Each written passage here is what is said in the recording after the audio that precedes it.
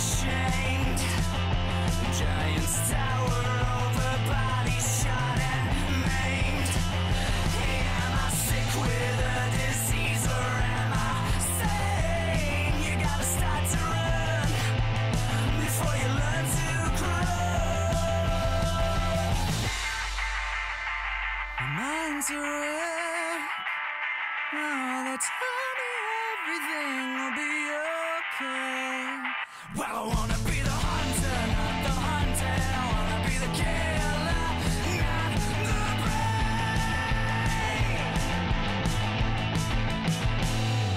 My heart can't take much more. Constantly repeating every single beat I felt before. Every single time I hit that wall. Crystal bodies hold me tight. As I fall into the night, oh, just for a chance to see the light.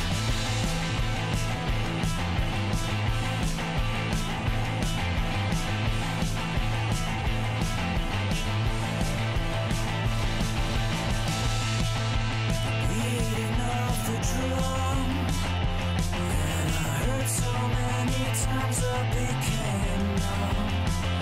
And are we constantly tormented just for fun?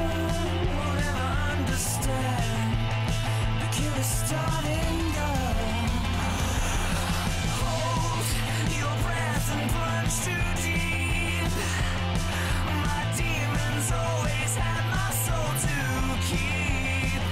And I'm dying every time I fall asleep. I wanna be reborn instead of being done. My mind's a wreck. Oh, what use is believing if I can't pray? I wanna be the hunter, not the hunted. I wanna live one more day.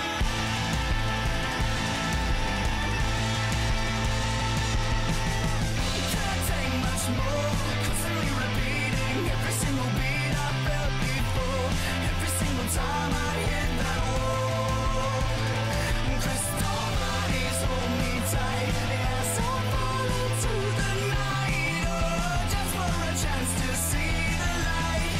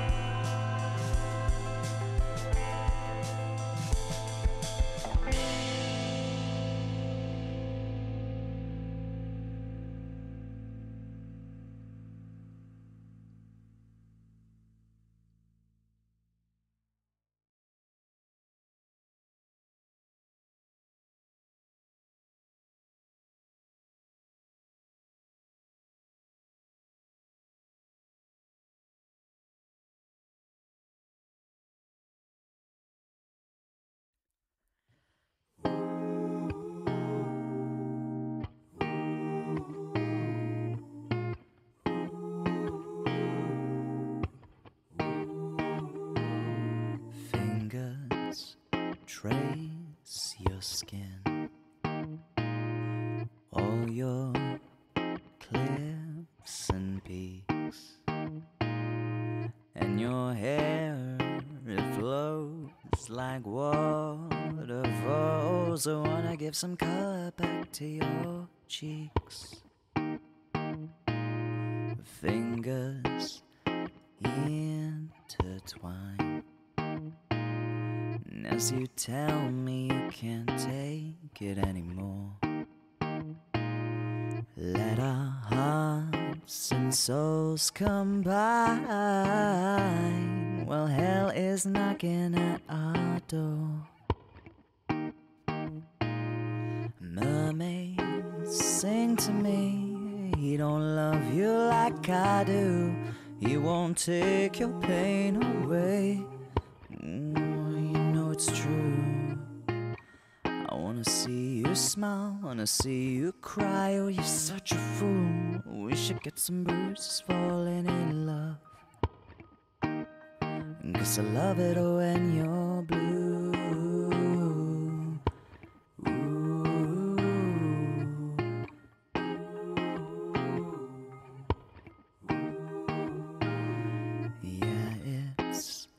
Making me mad, knowing I can treat you better than he could.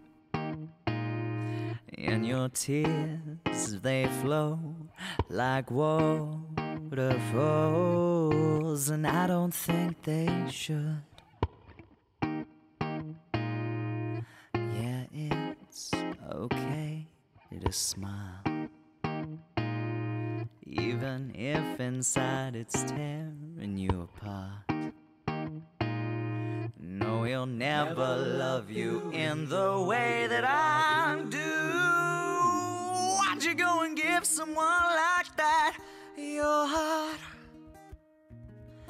Mermaids sing to me, he don't love you like I do. He won't take your pain away. It's true.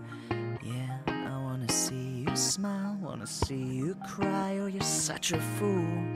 We should get some bruises falling in love. 'Cause I love it when you're blue.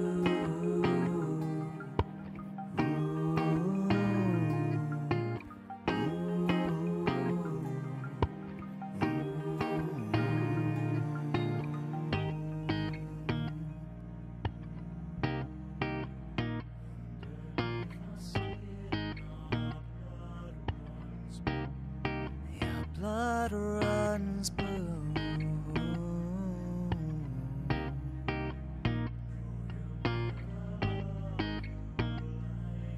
I still love you, and what am I to say? What was I supposed to say? Yeah, what am I to say? Just tell me what to say. What am I supposed to say? What am I to say? We threw it all away, and we're still blue.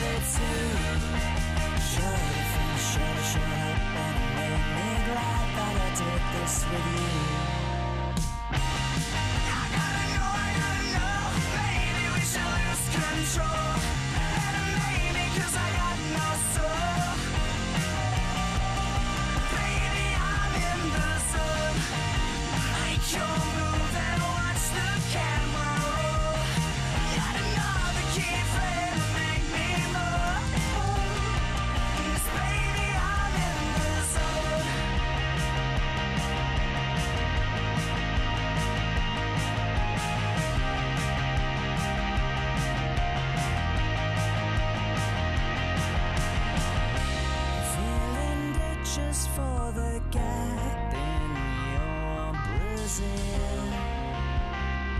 My mind just wasn't enough. Slow it down, make this moment last a year.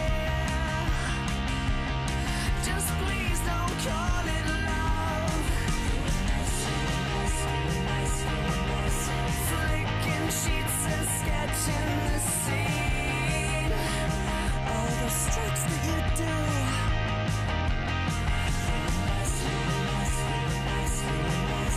You were scarlet, I was still green. Another spoon through. Oh, confidence exude. Gotta love that attitude. Shut up and make me glad that I did this with you. I gotta know, maybe we should lose control. And maybe 'cause I got no soul. Baby, I'm in the zone. Make your move and watch the camera roll. Got another key frame to make me more. 'Cause baby, I'm in the zone.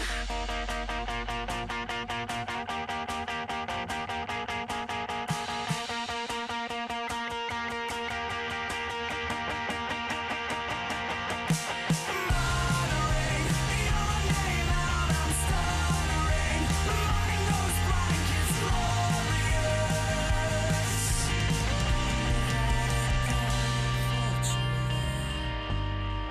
I gotta know, and it made me 'cause I got no soul. Baby, I'm in the zone. Make your move and watch the camera roll. Got another key frame to make me moan. Make it last, 'cause baby, I'm in the zone. Yeah, we should lose control. I'm a mess, so baby, I'm in the zone. Make your move and watch the camera roll. Stare through the lens, now it's staying friends, you know. Baby, I'm in the zone. Your name out, I'm stuttering. Baby, I've been victorious.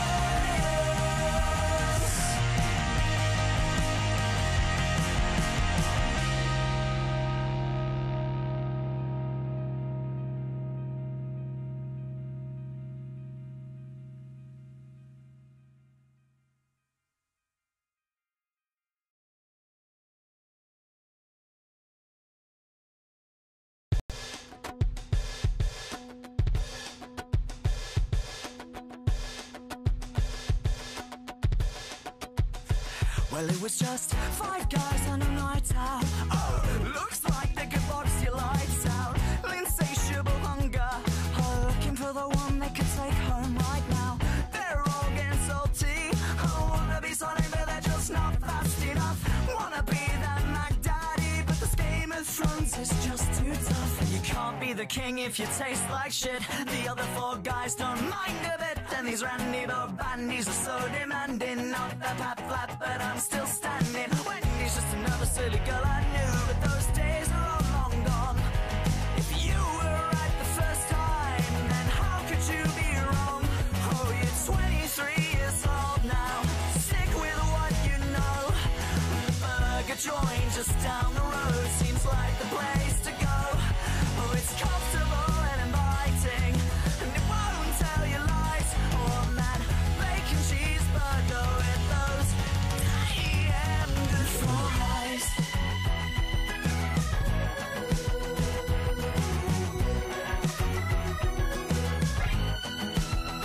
Well, I was just feeling kinda greasy. Back streets feels kinda sleazy. Prices hiked as high as your tights, and I can't help just feeling queasy. Thank God it's Friday. Said nobody ever as we all flew out the door, acting up like a Dairy Queen, and a Size queens always wanting more. KFC, more like JFC. I wanna try something new to me. In with excitement, out with scoff. This disappointment can fun rock off. It might be fun, but I'll never shack. If I die before then of a heart attack. If there's never a first time, then how can I come back? Oh, you're 23 years old now. Stick with what you know. Burger joint just down the road seems like the place to go. Oh, it's comfortable and inviting, and it won't tell you lies. Oh, I'm that bacon cheeseburger with those damn good fries.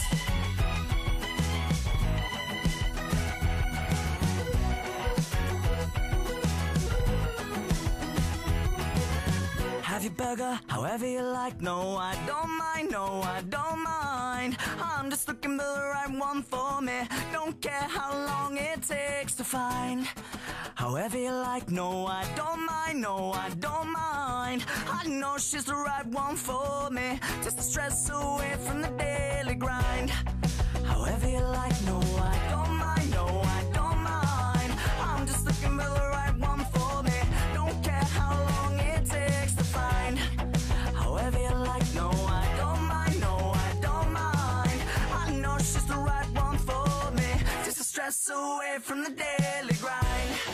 However you like. No, I don't mind. No, I don't mind. I'm just looking for the right one for me. Don't care how long it takes to find. However you like. No, I don't mind. No, I don't mind. I know she's the right one for me. Just to stress away from the daily grind. However you like. No, I don't mind. No, I don't mind. I'm just looking for the right one for me. Don't care how long it takes to find. However you like. No, I don't mind. No, I don't mind. I know she's the right one for me. Just to stress away from the daily grind.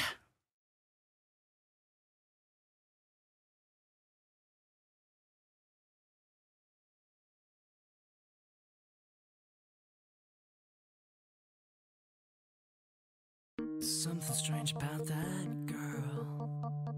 The way she walks, the way she talks, it's like she doesn't realize. Could it be that she's a zombie?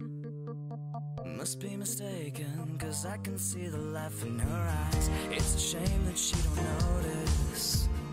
You can't wear a thing like that when you're in your 20s, but she just carries on calmly, sipping out that cup from Wendy's. Suddenly it strikes me, what if no one's told her? What if no one's asked the question? What if no one's bold her? So I scream out, what's that PS2 doing on your head? And this is what she said. What the fuck did you just fucking say about me, you little bitch? I'll have you know I graduated top of my class in the Navy SEALs. I have over 300 confirmed kills, and I'm trained in guerrilla warfare.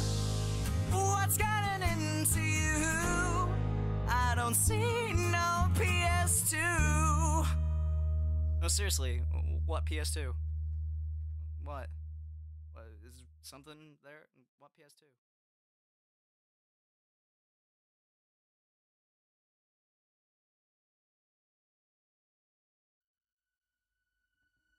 There's a spark in your eye and a grin on your lips.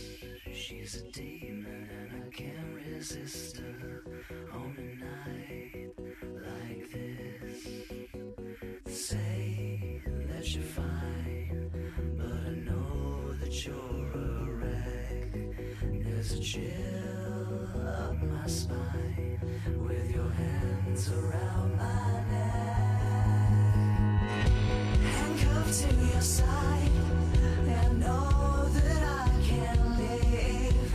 I'm fixated on asphyxiation, but without you I can't breathe. Ooh, you never say please.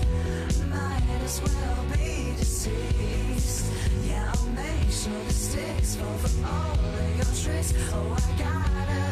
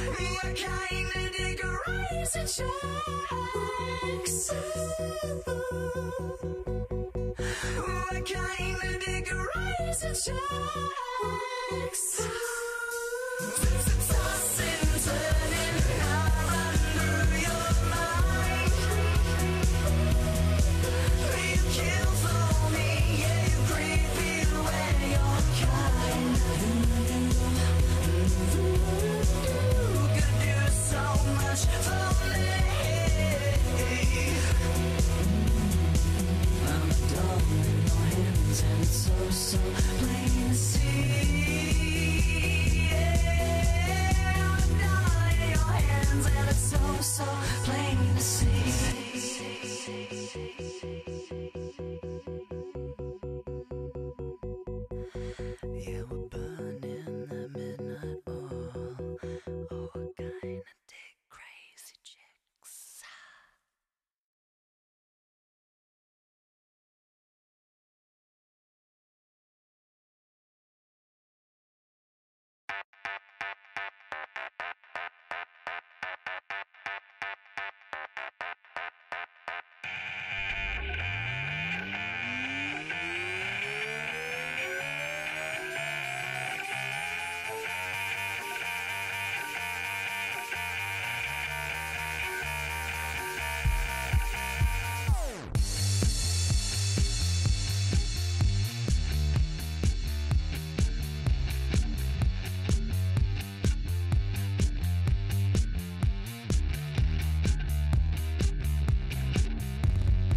She's got a fetish for fine art.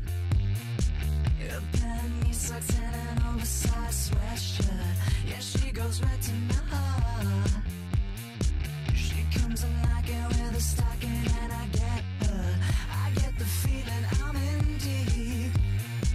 In trouble waters, but they're only thigh high. This kind of girl don't get no sleep.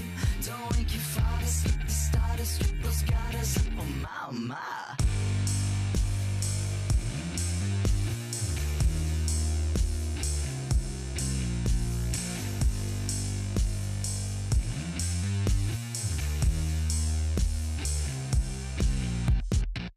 Check a pattern on your skirt. I see you flaunting, see you taunting. It's so sickening. I can't resist the way you flirt.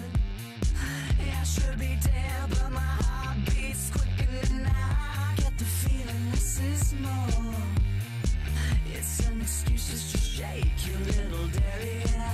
That ratio a perfect score.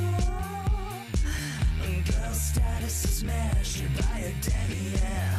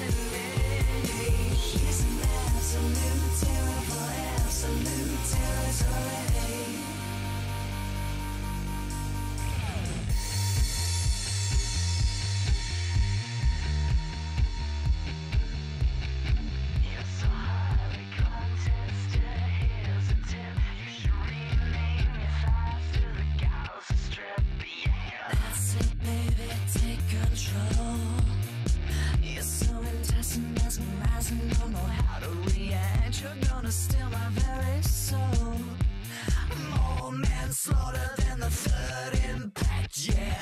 I see you strutting in that bleed. Double ticking, yeah, I'm shaking, and you know it shows. This kind of girl just can't be beat. She whispers in my ear, take off your clothes.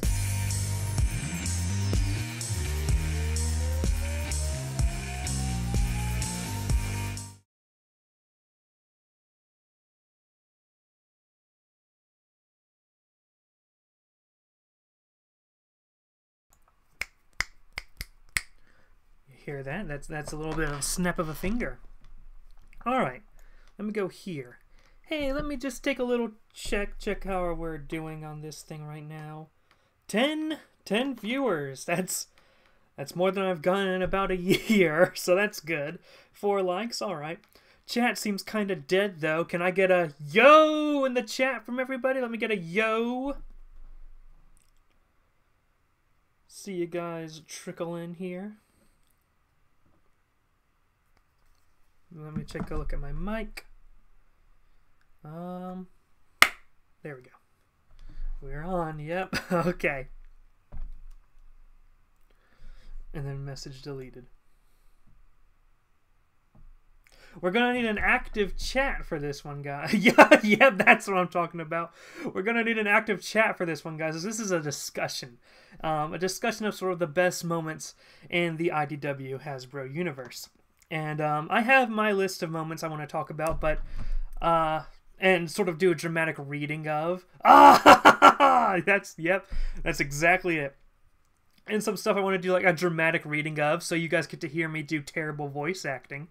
But you know, I have some moments. There are some moments that I wanted to talk about that I forgot to put in my, like, I have, like, for example, if you guys know the IDW universe, you know the whole rewind thing, the whole Under Cold Blue Stars. We're going to be talking about that, and I got some pages I want to do sort of dramatic readings of. So that's sort of an example of what we're going to be doing. But I forgot a few of the moments. I can get rid of this clock right now. I forgot some of the moments I wanted to talk about. I wanted to talk about Thundercracker shooting the nuclear bomb out of the sky. The first time he got rid of a nuclear bomb in All Hail Megatron, when he sort of when he sort of left the Decepticons, because the Decepticons wanted to nuke New York City and destroy eventually humanity, and Thundercracker's like, I thought we were just supposed to conquer the world, not destroy the world.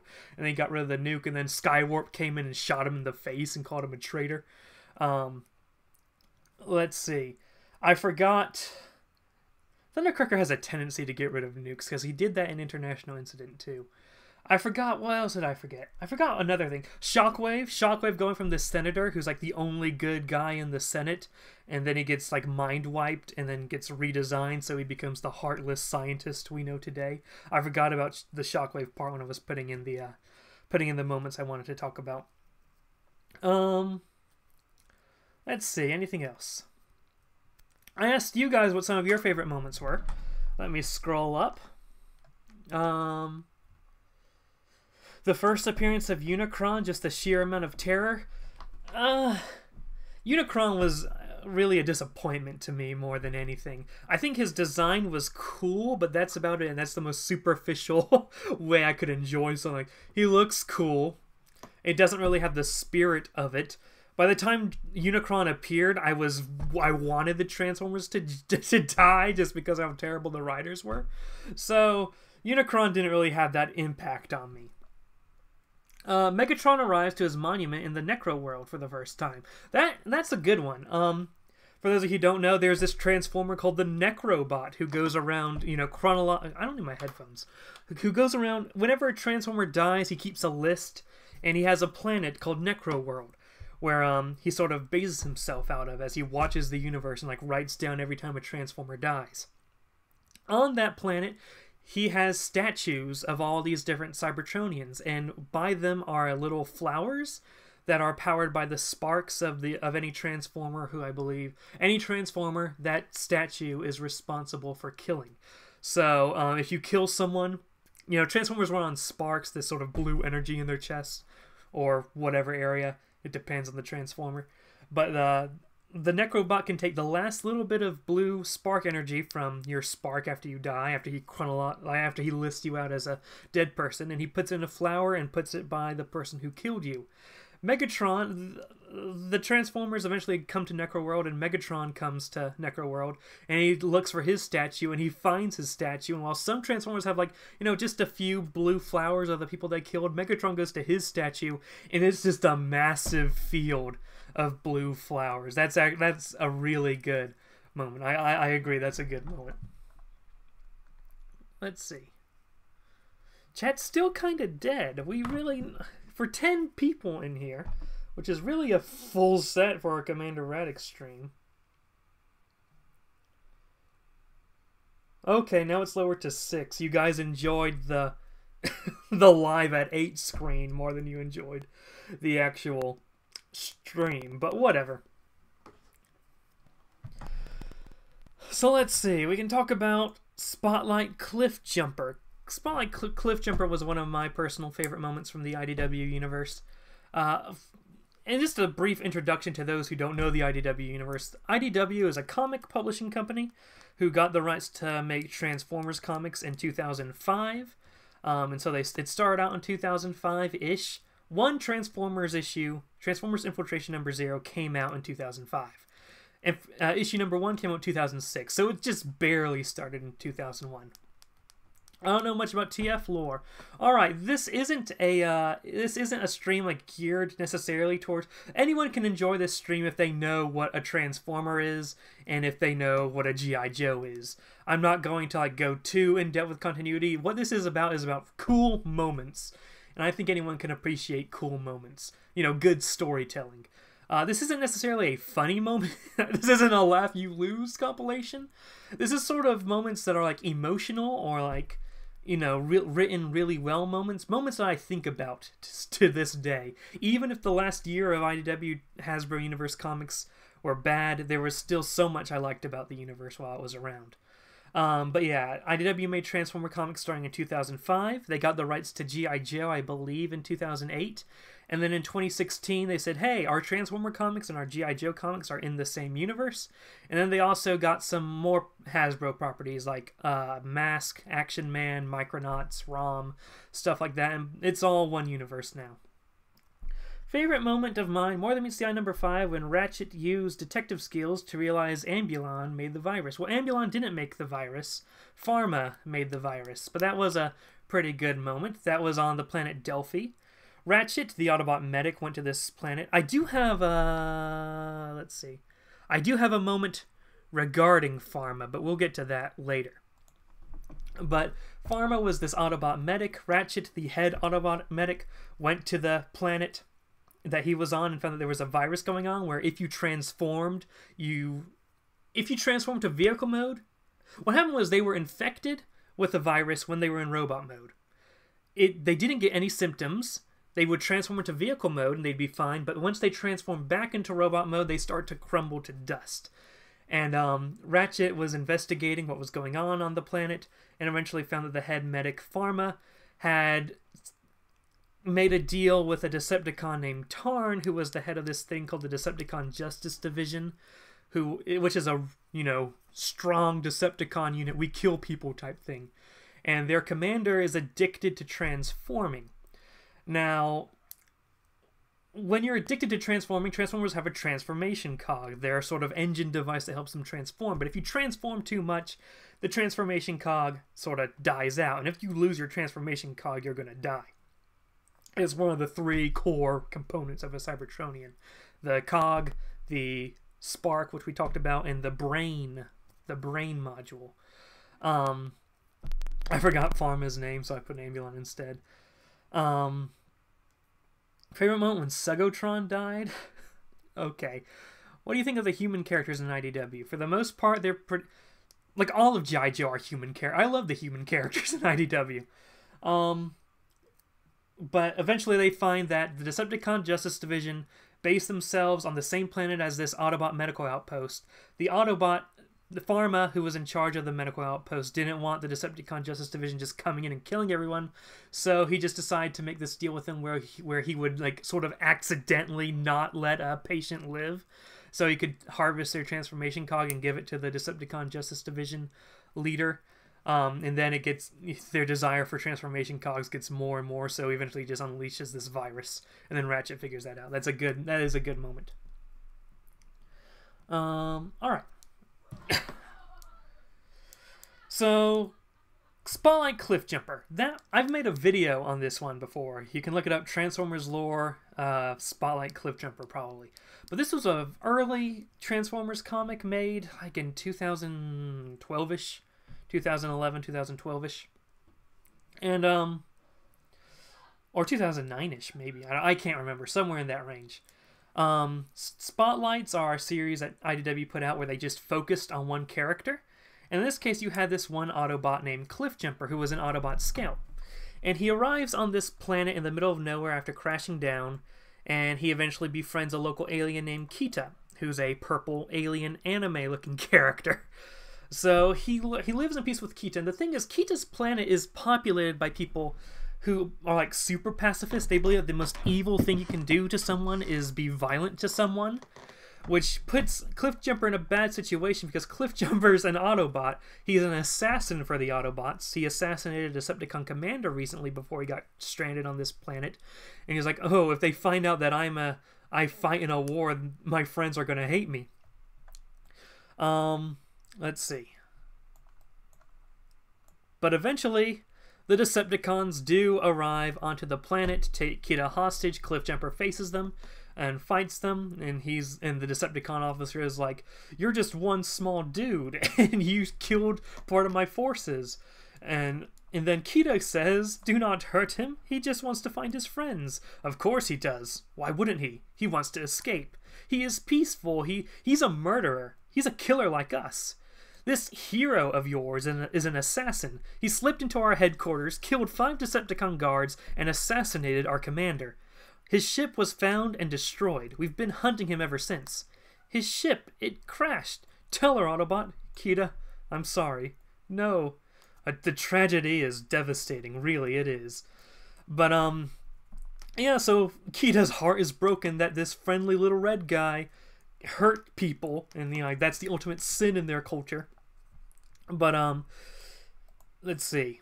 Eventually, the Decepticon throws a grenade that wounds Kita. Cliffjumper gets her and her brother to safety in a barn. So they're hiding out in a barn, but Kita's been wounded by the grenade. And you just had this scene where she dies, where they're alone in the dark, and she's like, "My head, I can't hear." I know. I'm Cole. Cole is the name of her brother. Cole, where's Kita? It's cold. Is it cold? I told you, I can't feel the cold. That was a plot point earlier where he was really hot in the sun working out, and then she touched him and then it burned her because he's metal. He's like, "Oh, you don't feel the heat?" He's like, "No, I don't feel the heat or cold at this level." So that's a callback. And then she trails off and dies. And then you see this Autobot cry. And he just says, "Cole, stay with Kita." And then he just goes out guns blazing against the Decepticons, who killed his friend. So, Spotlight Cliffjumper is one of the most memorable moments for me in the IDW universe. By the way, I have my list in chronological order, like the order they happened in universe. But if anyone wants to bring up something and I happen to have it on here, I'll jump towards that. And you guys have been fairly quiet lately. Let me check the viewers. Oh, we jumped back to 10? That's interesting. Say hi, guys, in the chat, because this is a discussion, and it's very hard for me to discuss something by myself. After Cliffjumper, let's see, another one of my favorite moments, Tripwire. Now, Tripwire had this little, vignette, little spotlight, if you will, on him in G.I. Joe Hearts and Minds, number 3, I think? It could be number 2. But Hearts and Minds was a G.I. Joe series that just focused on individual characters. The IDW G.I. Joe portion of the universe, I think, is the best version of G.I. Joe. Spotlight Shockwave was a favorite. Yeah, Spotlight Shockwave was pretty good. But let's see. IDW's G.I. Joe universe blended realism and character development perfectly. Sort of like the best parts of the Larry Hama series. Oh, that's pretty awesome. Yeah, it is. Yeah. I hope to elicit a pretty awesome moment for most of these. Some of these, looking back, I think are pretty weak. But okay, I'm confused. Didn't they say he would stop doing Transformers after Fun Publications shut down? No? Is that terrorist speak? Yes! Well, no. He's in Iraq.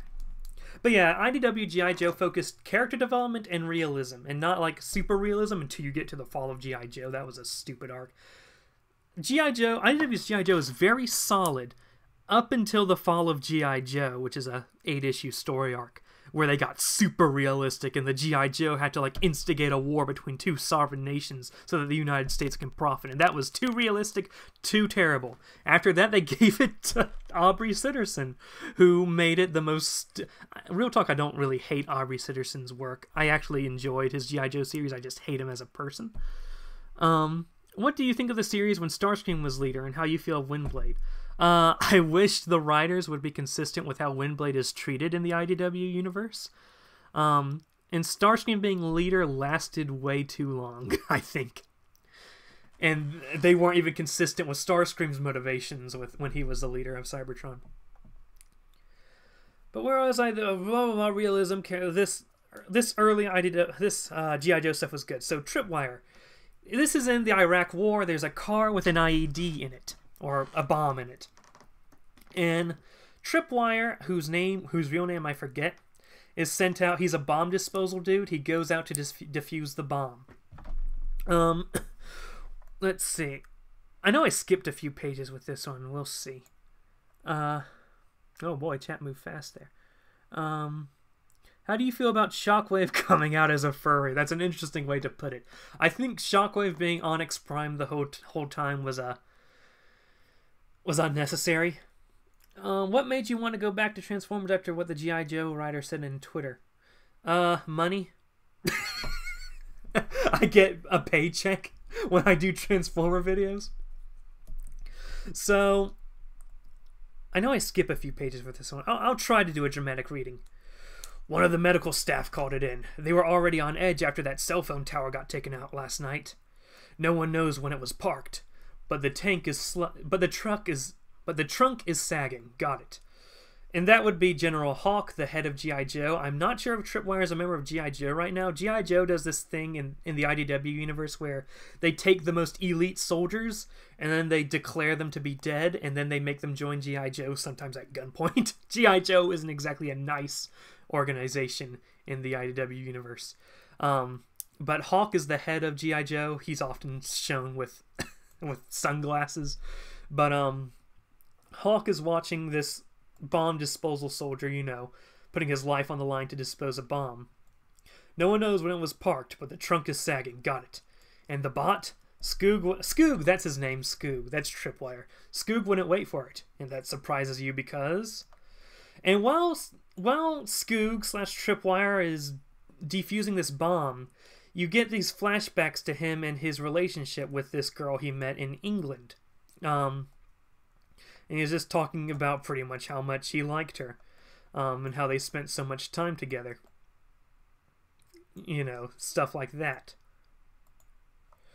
What's his deal? War Junkie? Section 8? Why don't you go ask him? I keep dragging an invisible page that's behind this. Skoog, I am giving you At this point, the bomb defusal thing is getting too risky. They're trying to get him to fall back, but Hawk's like, nah, let me see what he does. Let me see this dude blow himself up. I'm Hawk. I don't have any morals. But the bomb continues to tick down as he's defusing it. He continues to flash back to his old girlfriend, and as the time's ticking down, he thinks about how she said goodbye to him before he left the airport to go back to America. And then, of course, because it's England, there's a terrorist attack, a bus blows up, and his girlfriend gets killed. Hashtag Allahu Akbar. So we go back to him being a bombed... He ends up defusing the bomb. He gets brought in by G.I. Joe. And he's like, there was no risk with me defusing that bomb. And Hawk's like, you keep saying that. What do you mean there's no risk?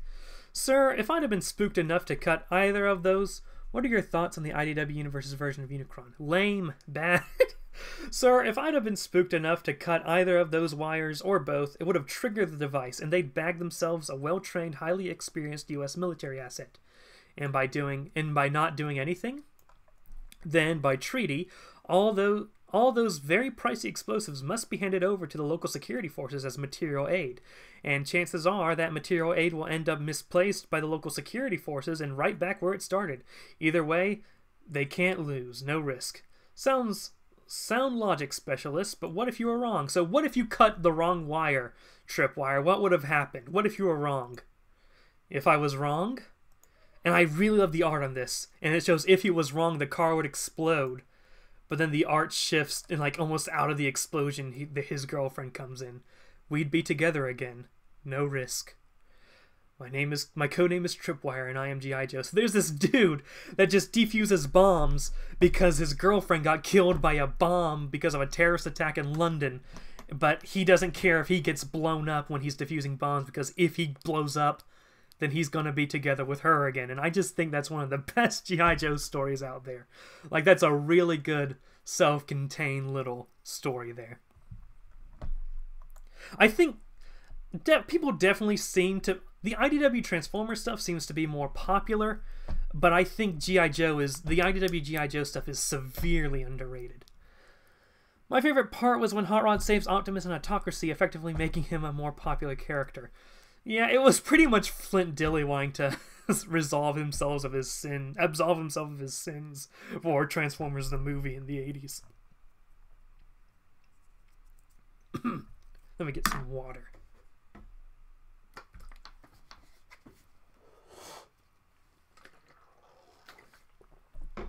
Alright. Let's see. How about we go to Transformers Infiltration? Now, this was the very first story arc for the IDW Universe. The Transformers are sort of hidden on Earth. There is no Optimus Prime and no Megatron. The Autobots on Earth are led by Prowl, and the Decepticons are led by Starscream. They have their own little small units on Earth. Because the thing with a running theme with IDW is that the war between the Autobots and Decepticons has been raging for 4 million years out in the stars. Earth is sort of on the periphery. Nobody cares about Earth. It's just a random planet out there. Do you have a favorite art style from the comics? Casey Collar, probably. Casey Collar's work. Five-Ho. Follow-up, any favorite robot designs? Like, specifically? I actually like E.J. Sue's robot designs. Even though I like Casey Collar's artwork more, I like the designs E.J. Sue gives them. How do you feel about Lost Light? I really don't like Lost Light. Thoughts on the Wreckers saga? Last Stand of the Wreckers was very good. Sins of the Wreckers bored me. Requiem of the Wreckers, I really like the tone. I love More Than Meets the Eye and Lost Light. The ending was mad, but I love the Matrix opening. I didn't really care for that. There are going to be several More Than Meets the Eye moments in here. Let's see. Bam, bam, bam, bam. Yeah, we got a few More Than Meets the Eye moments in here. But Infiltration was supposed to be small scale. Earth was supposed to not matter, so Optimus Prime and Megatron aren't even there. But Starscream discovers that there's a special type of energon, a special fuel source for Cybertronians that makes them super powerful. So he eventually saves himself up some of the energon and just powers himself up. But that gains the attention of a certain Megatron, who pops up on Earth. Hold on. And here we see Megatron land on Earth through what's called an orbital bounce. It's their system of going on and off planets. And the first thing he says, popping up on Earth, Starscream! I just love that panel of Megatron just landing, opening his mouth as wide as he can, and just screaming, Starscream! I don't know too much about the DJD. I've heard they kind of suck as characters. Is that true? Yes, they're extremely overrated. So Megatron's pissed at Starscream for breaking their protocol because they're supposed to be robots in disguise, but Starscream's like taking this energon for himself and just going out and sort of revealing himself to the public. So Starscream comes out and fights Megatron. There's this big fight between Starscream and Megatron, and Starscream actually looks like he's getting the upper hand because he's powered by Ultra Energon. And he beats the crap out of Megatron for a while.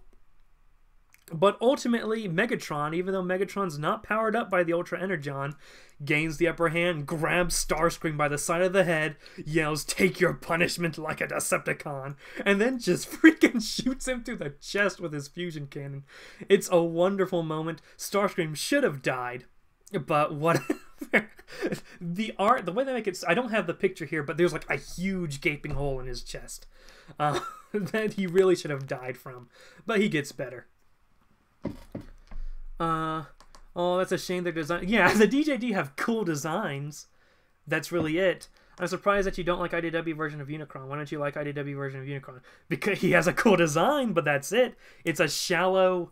It was very much a shallow. Here, let's just do Unicron at the end. Here, let's. It's not even really Unicron. It's just some sort of empty, empty husk of a war machine that's not really a character. IDW Unicron sucks. It's unbelievably bad. But yeah, there's Starscream getting the crap beaten out of him. Let's see.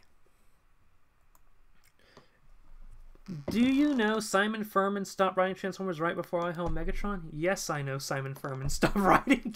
What sort of question is that?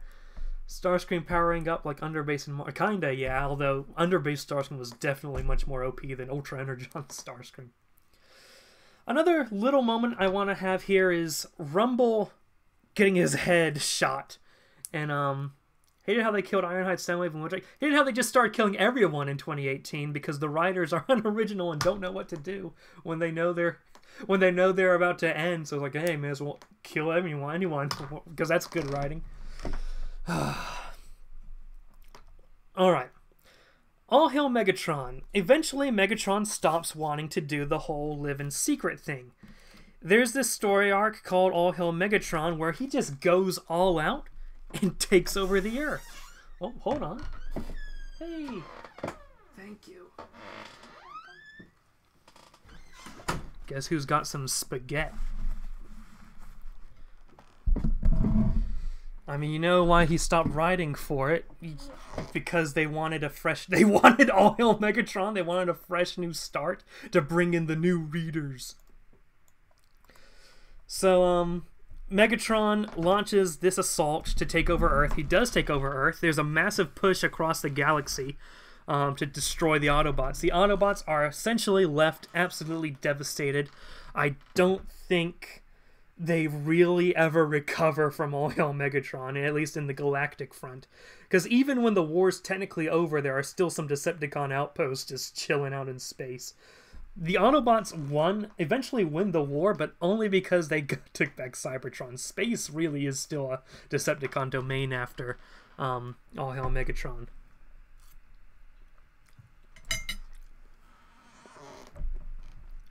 I see your point. Thank you for sharing your opinion. Well, New York. Did you like Transformers more than meets the eye? I liked the beginning of it. But Earth gets taken over by the Decepticons for a little bit. In Rumble, one of Soundwave's little cassette bots is out on the streets, but there's a group of human resistance people. The first full half of All Hail Megatron just reads as an apocalypse film where giant robots have taken over the world, and there are just a few humans who are the resistance. But in one battle, one dude hits Rumble in the face with a RPG. He's downed. That's for my boy! So, but all of a sudden they hear like something big coming, thoom, thoom, thoom, as they say. Because Soundwave's walking up, and Soundwave sees that Rumble's down, and he just looks at him.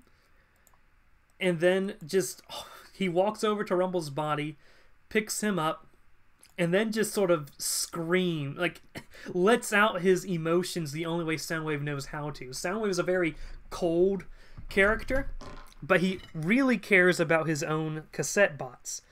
Soundwave has this ability to control sound waves, pretty much. And seeing his boy has been hurt, he just holds him in his arms and just lets out this sonic frequency that's just... like, I think it's a very interesting way to show, like, a Cybertronian, like, Soundwave showing grief, just, like, sonic boom everything. And then he walks away holding his boy, if you can see his feet back there. However, by doing that, he inadvertently activates the phone lines on Earth, which the Decepticons had shut down out of his grief. But this one moment gave a lot of character to Soundwave for me. Now, they try to do that again in Optimus Prime in 2018, where G.I. Joe Agent Mainframe, that's Friends, you uncultured mongoloid. No, that's Rumble. In IDW, Rumble is red, Frenzy is blue, and that's how it should be. So, Mainframe was a G.I. Joe agent who Soundwave eventually befriended. They originally hated each other, but they became each other's friends later on. Mainframe is my favorite G.I. Joe character in the IDW universe.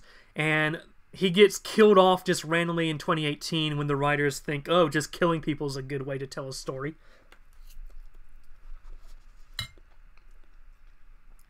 I really hope they try to, show that he's feeling the same sort of pain he did before with the whole Soundwave things, but it just falls flat.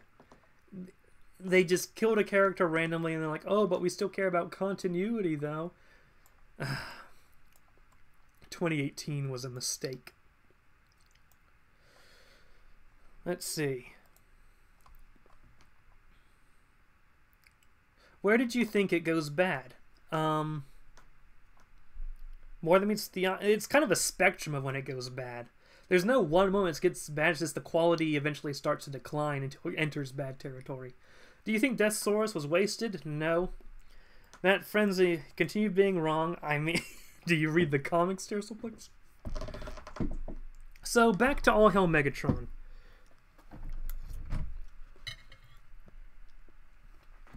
I'm trying to eat my spaghetti. After a while of ruling Earth, about a year of ruling Earth, thoughts on Megatron becoming an Autobot, and were you annoyed by the fact that all humans pretty much despise Transformers, and thoughts on the Torchbearers, Pyromagnet, and Victorian? Thoughts on Megatron becoming an Autobot. They didn't do enough with it. Were you annoyed by the fact that all humans pretty much despise Transformers? No, it makes sense that they would. And thoughts on the Torchbearers, Pyromagnet, and Victorian? They were bad characters and never should have been brought in. They're at least put under a good writer.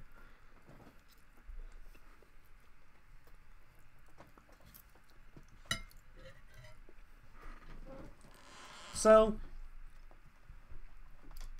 All Hail Megatron. After a year of the Decepticons ruling Earth, the Decepticons are kind of getting tired because, like, we fought so hard to take over Earth. Now we took over Earth. What do we do now? So, Starscream eventually does the Starscream thing to do, and by the way, he's better from that big hole he got in his chest. The continuity had its ups and downs, and sadly, in the end, it ends in a down. Yeah, it does end in a down. Posted the peak of my humor in the Transformers channel. By the way, do join the Discord for all you people not in there. I don't think there's a link to the Discord in the description. If someone can post that in the chat.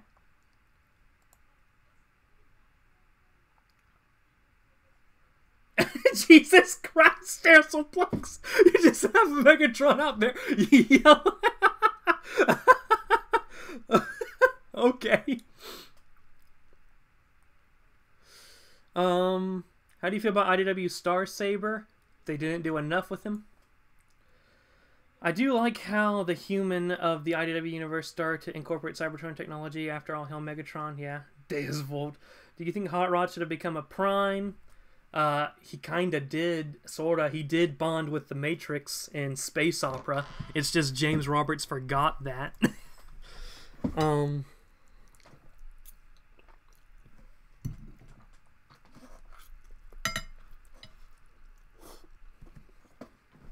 Alright, let me focus on telling this little story. Starscream eventually starts plotting against Megatron. There's a little Decepticon conflict between each other. And then the European Union shows up. Because if anyone's going to save the United States from being under Decepticon occupation, it's the European Union. But yeah, so Starscream and Megatron, they were in the middle of fighting with their different forces. Then the European Union shows up, so they have to focus it. And so they begin just casually talking as if they weren't at war with each other just a few moments ago. And let me do my little voice acting here. If I didn't know better, Megatron, I'd say the timing of this attack seemed a little convenient. This is the combined... Jesus Christ, I hate doing Megatron's voice. This is the combined might of their remaining forces from across the oceans. A last-ditch effort to wipe us from their planet. So you knew? Of course. Listen to me, Starscream. All of this has been planned from the beginning with meticulous effort. When the war first began, I needed an army, one ruthless enough to overthrow a planet. With the rise of the Autobots, my army had to become much more. A ruthless, vile machine, capable of winning at any cost. Jesus Christ.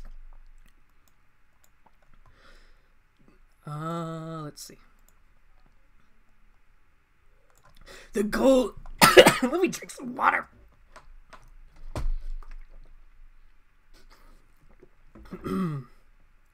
The goal was to defeat the Autobots, no matter what. Once the Autobots were defeated, I would kill the very creature I created to wipe out my enemies in the first place. Once the Decepticons were remodeled, recreated into what I had originally intended them to be, then, and only then, would our reign begin. No infighting, no dissent, nothing but perfectly controlled peace through unparalleled strength. When are you going to realize, Starscream? Nothing comes as a surprise to me. And then they begin being shot at by bigger guns than what the European Union has, and Megatron looks up. No, because the Autobots who had been stranded on Cybertron up until this point have just arrived on Earth, just raining down on the Decepticons in New York City. To which this exchange happens. Unbelievable. So, something you hadn't planned for, then? Of course not. Their formation is scattered, desperate. They're trying to overwhelm us with numbers. If we regroup quickly, regain control, the battle is ours. Starscream, listen to me. Listen to me and understand. One day, you will lead the Decepticon armies.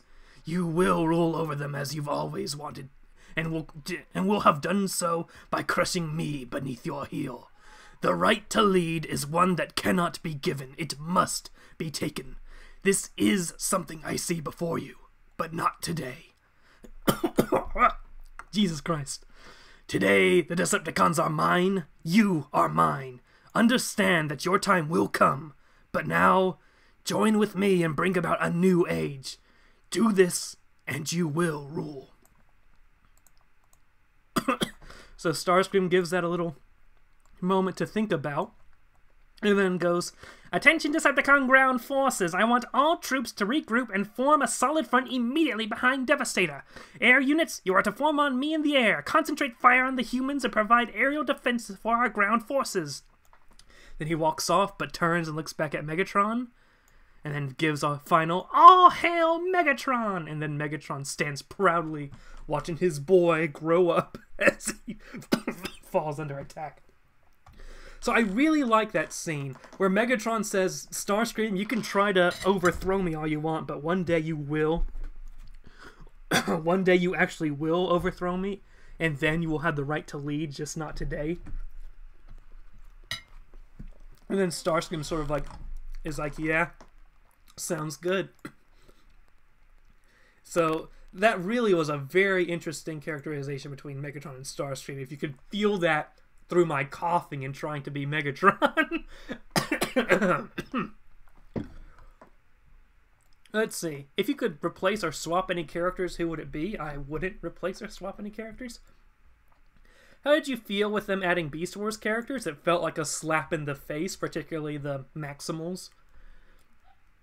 Well, they're used to it at this point. Forget Frank Welker. This is the Megatron we need. Not to sound annoying, but will you continue your Transformers lore videos and Beast Wars Uprising podcast? No. Don't hurt your throat. Too late for that. What would IDW, during both his Autobot and Decepticon days, and Marvel Megatron? That's not a question.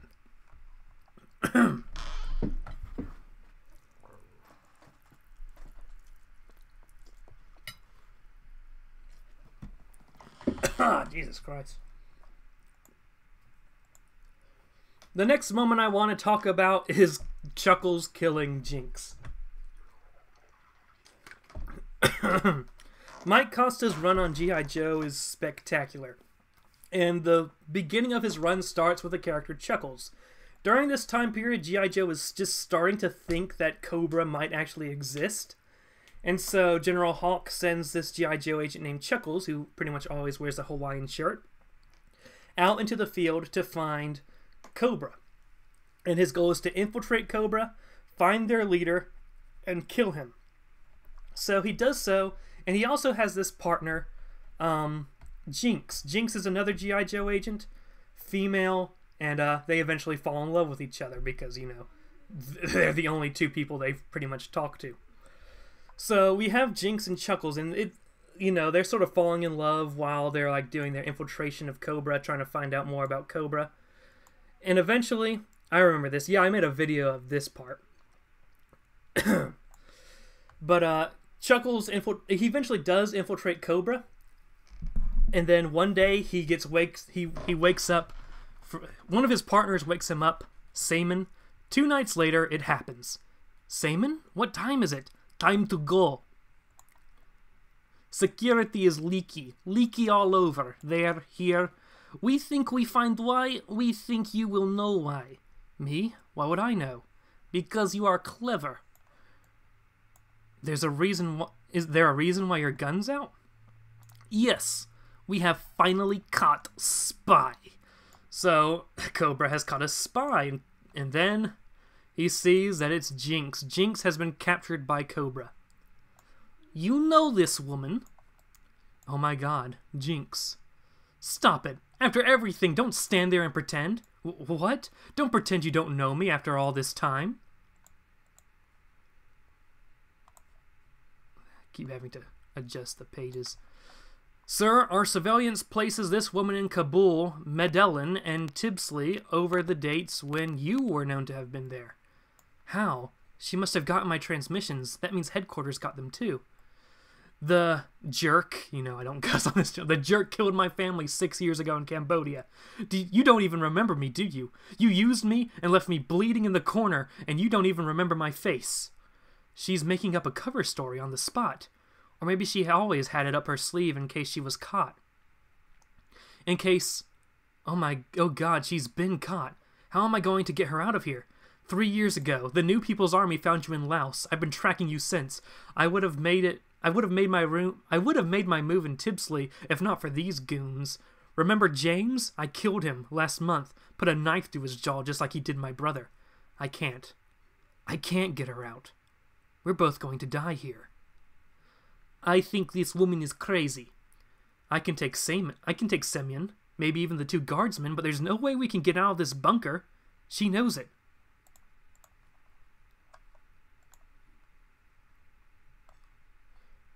So here you are, a big man with a defenseless girl tied to a chair. Do it then, because if you don't, I'll get out of here and then you're dead. I can't save her, and if I die, the mission is over. These people go on to kill thousands. Tens of thousands. If you didn't know... We didn't know if you want to be in on this, sir. We know you're a busy man. We can take care of her, and I assure you it won't be pleasant. But we thought you might like to do it yourself. That's one life against thousands. Against bringing all these people down. One soldier's life. Did you hear me? If I leave here, you're dead. So go ahead and do it, you coward. She's got my transmissions. She knows something big is coming. She's a soldier. And the mission is everything. Do it! And then he shoots her. Just kills the woman he loves. So he can keep on his mission to bring down Cobra. Why shoot so quickly? She could give us information, maybe. Information? On what? She was nobody. And he drops the pistol and walks away. The first thing I thought when they opened the door and I saw her, thank God it's not me. And at that point, after he kills Jinx, his text boxes become black. It's very... I just love Chuckles' story. This story about how this spy pretty much has to lose himself completely to bring down Cobra. It's amazing. Now, John Barber thinks, oh, this is actually a sexist comic book, so I'm going to make Thundercracker write a movie where instead of shooting Jinx, he shoots the guards. James Roberts rewrote this scene. He puts it in one of the Optimus Prime issues as part of a movie Thundercracker makes. In Thundercracker's movie, where is it? Instead of shooting her, he shoots the guards and then walks away. They leave together, And it says they do... Actually, I think they try to both bring down Cobra together. But obviously that's not the situation, John Barber. He pretty much rewrote the best scene. He just spat upon one of the best scenes in the IDW universe because, oh, it's sexist. Give me a break. Alright, what we got here? Holy crap, 12 viewers. Do we still have 12 viewers? But yeah, this stream has waned through how much viewers I'm getting so far. 10? Yeah, this has been a bigger crowd than before. If you guys are watching me, why don't you give the stream a little like so I know you're here? What was better, Robots in Disguise or More Than Meets the Eye? At the beginning, More Than Meets the Eye was better than Robots in Disguise. Towards the middle, there's a shift where Robots in Disguise becomes better than More Than Meets the Eye. It's almost like you didn't commit Sudoku on your channel. That's true. I remember this. Yeah. Thought on Rung being Primus. Of course, James Roberts would make his OC God, because that's not the definition of Mary Sue or whatever. Thoughts on IDW, Duke?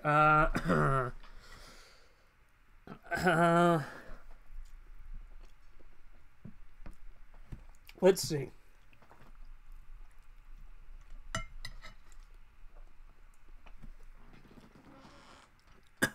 They did take risk with his character, I'll give them that.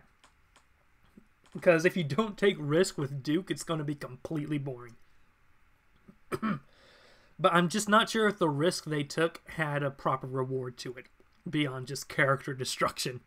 But it's hard to be angry about them destroying Duke's character when he's barely a character to begin with. If you were to choose which universe the duplicate Lost Lighters would land in, which would it be? Personally, I choose the Dreamwave universe. I don't care. That was sad. It really is, yeah.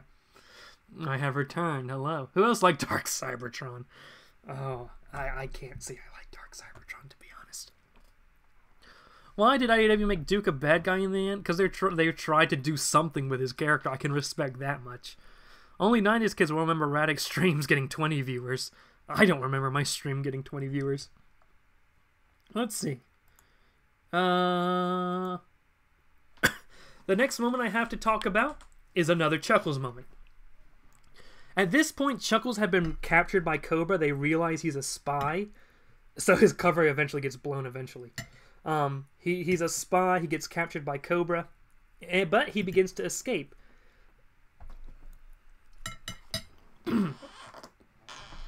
So he begins to escape.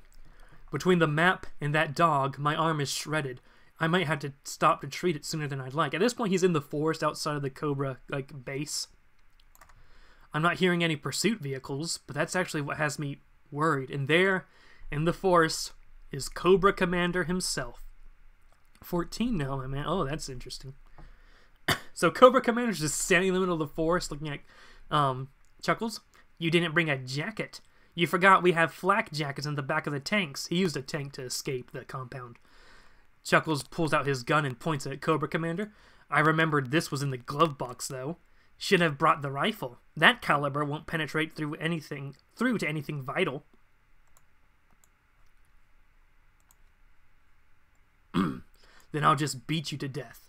Tear your head off with my bare hands. No, you wouldn't win that fight. And then the Cobra Commander pulls a gun out on Chuckles. I'll take that bet. There's no point to this. We're on an island several hundred miles from a continental landmass. There's nowhere you can hide. We won't find you. What are you going to do, hotwire a submarine?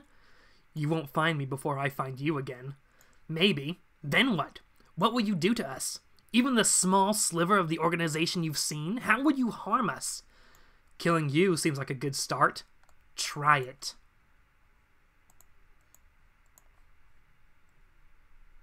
Before you come over here and force me to kill you, think about this. You could attack me and die. You could run and you might just get away. But that just adds a few weeks or months of living rough like an animal before you die. Or you could join us. I'll give you Tomax and Zaymot.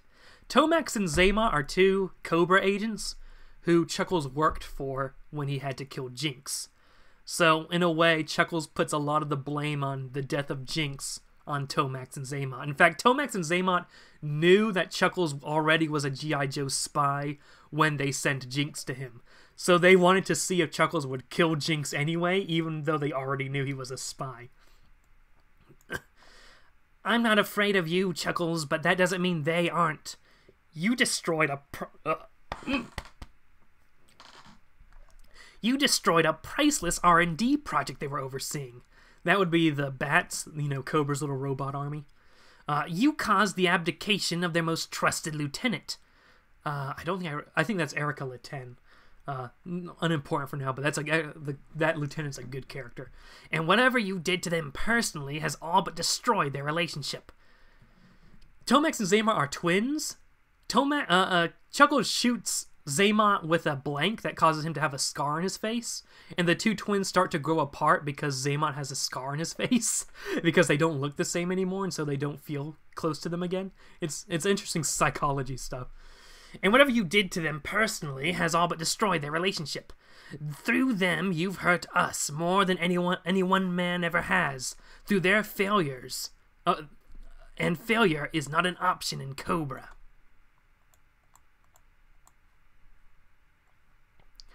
I'd get them anyway. Maybe. But even if you did, what then? You'll have no purpose. A man with your skill shouldn't be without a purpose. G.I. Joe, Cobra, both of these are amoral organizations. Both of them paved the roads to their objectives with innocent bodies. You were made to execute your partner, your lover. Xamot put that gun in your hand, yes, but who put you on his doorstep? You were serving both Cobra and G.I. Joe when you pulled that trigger. The only difference between the two is, we're the ones who will take you now. We're the ones that want you back. You'll find I'm not a sadist like the Powleys. There's no percentage in Naked Mayhem. You prove yourself, and after they're removed, you can run their organization any way you see fit. Except for our requisition. The money is all yours. Give 80% of the profits to animal cruelty charities for all I care. Better yet, use it to exact revenge on the people who manipulated you. And so Chuckles gives it some thought. Okay, let's see what you can do for me. Wonderful. Even though Chuckles doesn't see it, he's already being surrounded by hundreds of Cobra snipers. I knew you'd see the light. So that's how Chuckles ends up becoming a loyal member, or no. That's how Chuckles becomes a member of Cobra High Command. But of course, we know that Chuckles is a man on a mission. We fast forward a few story arcs to Xamot. That Xamot you see on the screen, he is on a mission to overthrow the Cobra Commander, because he hates that the Cobra Commander has recruited Chuckles into Cobra, since Chuckles is a G.I. Joe agent. He's like, are you crazy, Cobra Commander? He's a G.I. Joe agent. So this is him during the middle of a coup.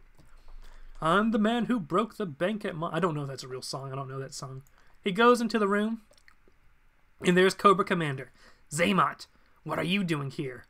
Chuckles has betrayed us. He's taken out an entire Viper unit, incapacitated High Command with poison, and right now is being hunted by your Vipers. No, causing God knows what damage. That's a lie. Xamot was the one that was doing that to frame Chuckles. I find this very hard to believe.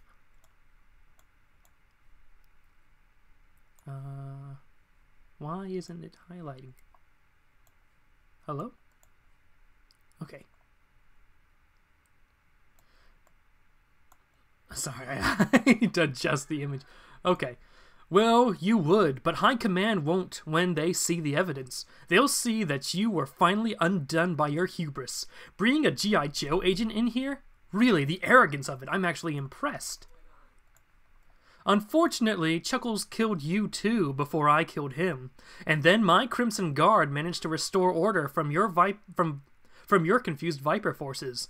Guardsmen. The Crimson Guard, by the way, are under the command of Powley, under Xamot's control. So here he is saying that I'm going to kill you and nobody's going to believe that I did it. Xamot, this is absurd. No one in High Command would believe your fairy tale. They might have suspicions, certainly, but it will all be very neat. After they dispatch you, my guardsmen will pull Chuckles' incapacitated body from his quarters and execute him in the woods.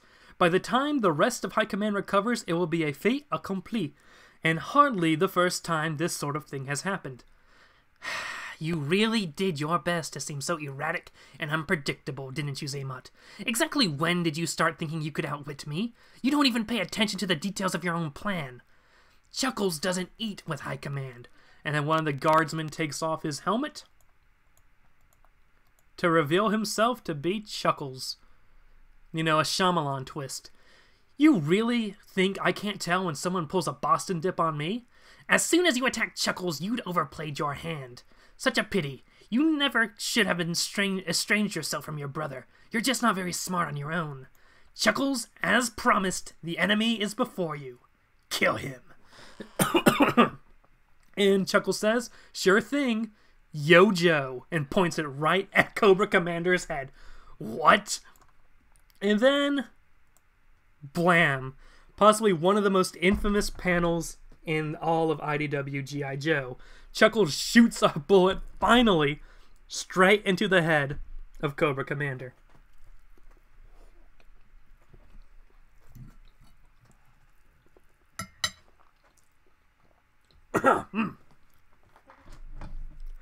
Thereby getting his revenge for Jinx dying. Now, the story's not over for Chuckles, oh no. He tries to leave, but he gets, like, attacked by a Cobra dude, and now he's bleeding. Zaymot's pursuing him. I'm busted up pretty bad here. I can't move. I can hardly breathe. So I just make myself. The Kuril Island archipelago between Japan and Russia has been a disputed area since World War II ended. Both countries claim ownership. Nobody wants to fight too hard over a bunch of dots on the map. The stalemate has kept them mostly deserted for 60 years. There are still tanks and forts standing vacant from where they were abandoned at the end of the war, including an old submarine dock that an organization like Cobra could easily retrofit since nobody pays any attention to it. So he's approaching this submarine, maybe hoping to escape, but without Tomax to open the hatch, there's not a lot I can... Well, that's lucky, the hatch has already been opened. Descending the ladder is impossible, so I just fall most of the way, give myself another concussion. I'm thinking about what a great idea it would be just to take a little nap right there, and then I figure out who left the hatch open. I knew you'd make it. So Zaymot opened the hatch knowing that Chuckles would try to use it to escape. Okay, here I am, totally helpless, just how you like it. Go ahead and do it. Okay. Ah, and then he slices his face. To sort of be just like how Zaymot has a scar. You know how I knew? Because we think alike. With everyone evacuated to the hangar, at this point Cobra is evacuating the facility because the Cobra Commander's dead and everyone's spooked.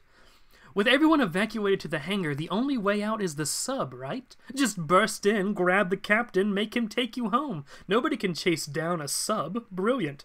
I'm famous for my strategy. You joke, but you're close to the truth. I knew you never actually turned to Cobra. Your spirit is indomitable. Yeah, I'm a walking inspirational poster. Yes, you are. Don't you see, Chuckles? You inspired me. I was a slave before I met you, a slave to my business, to Cobra, even to my own brother. I was half a person, less than half.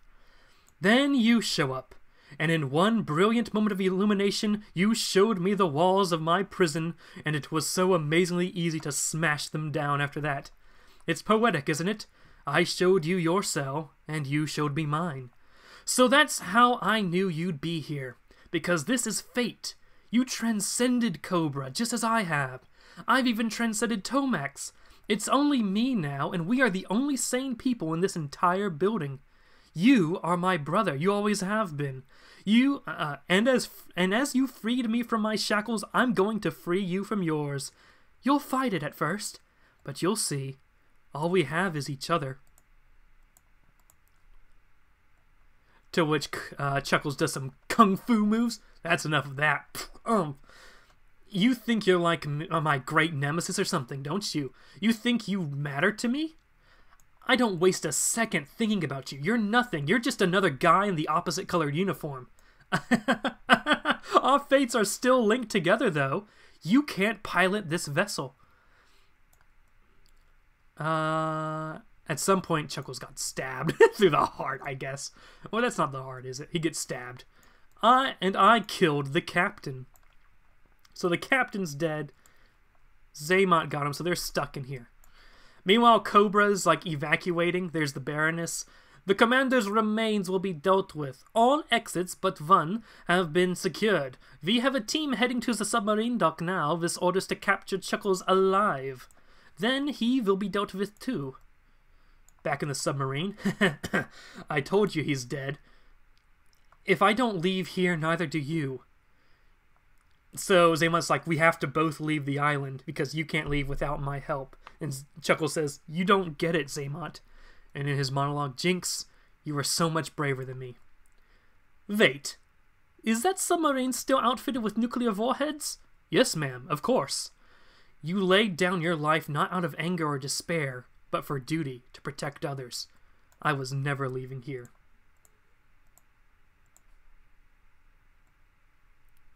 Get the commander's body on that transport and evacuate all high command immediately so Baroness knows there's a freaking nuke and a suicidal guy on a nuclear submarine.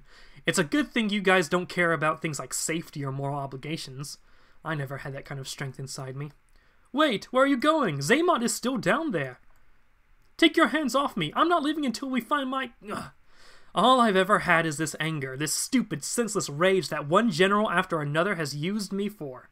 Pointing me at targets and letting me go. Those things just get in the way, right? So even though on a sub operated by a sane military, you need at least 2 key holders, plus a few more layers of protocol.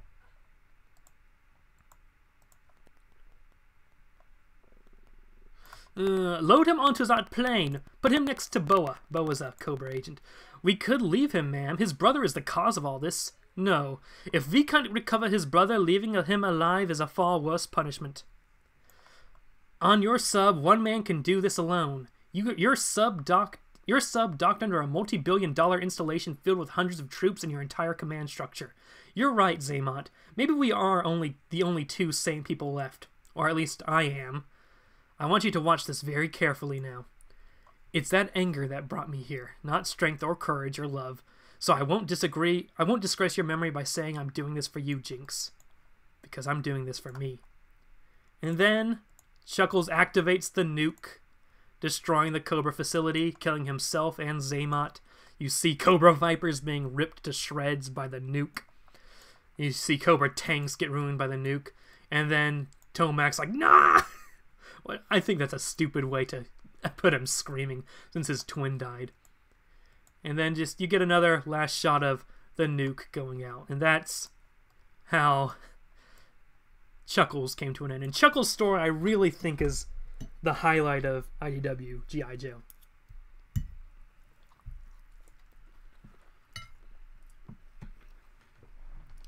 Let's see. You guys keep a number of the viewers. Brainstorm is the best. Sure. Do you think the IDW combined properties are terrible or well done, especially after the Unicron? The IDW Universe is good from 2016 to 2017. It's bad from 2017 to 2018. Which tells me it can be done right. And it was done right, and it was done very well. And then they went off the deep end. And I blame the 2017-2018 era on the writers and not on the combined universe, the combined properties. So quick question, is IDW Cobra Commander like old Marvel Comics Cobra Commander and that there is more than one of them, or is this one guy? There are more there's a Cobra Commander throughout history. It's implied that the Cobra organization was created by a bunch of bandits during the Roman Empire days, and while a lot of people were going towards civilization in the form of the Roman Empire, Cobra wanted to keep with banditry, and so every so years there's an election on who's going to be Cobra Commander. Something like that. So Cobra Commander dies here, and a new Cobra member called Crake ends up becoming the next Cobra Commander. Who's better, Cobra Commander or Blofeld Commander? Yeah, Cobra Commander all the way. Say, did Destro do anything of significance? He's a very important character in the IDW universe. Why did IDW make Starsaber a religious psychopath? Because it's a way to make a new character? Chuckles Great Joe. I agree. Let's see. Now, another one of my favorite moments is Cobra Command, but I really don't have like one moment from Cobra Command. But the whole thing of Cobra Command was after Cobra Commander died, Crake became the new Cobra Commander, and Crake was a lot more vicious than the original Cobra Commander. Crake Crake grew up in this Southeast Asian nation called Nanjiao. Oops, I meant combiner, not combine. Oh, you think the IDW combiner properties? What are combiner properties?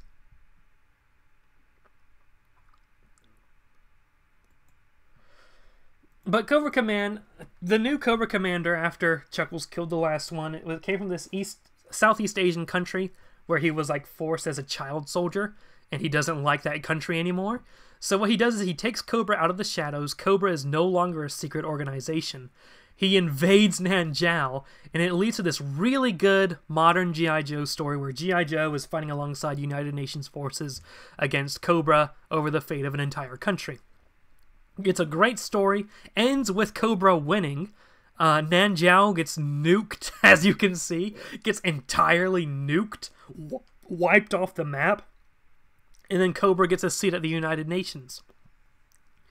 So this is essentially G.I. Joe's own version of All Hail Megatron, where the bad guys win in a big-scale fight. So, yeah, Cobra Command was definitely a good series. Or a good event. Do you like IDW's take on Bumblebee and Thundercracker? I like IDW's take on Bumblebee and Thundercracker up until about 2011-ish. Or 2012-ish. Like the whole the mind merging thing. That was... They actually don't really do much to it. They don't really do much. They don't explore that. They don't develop that concept much, actually.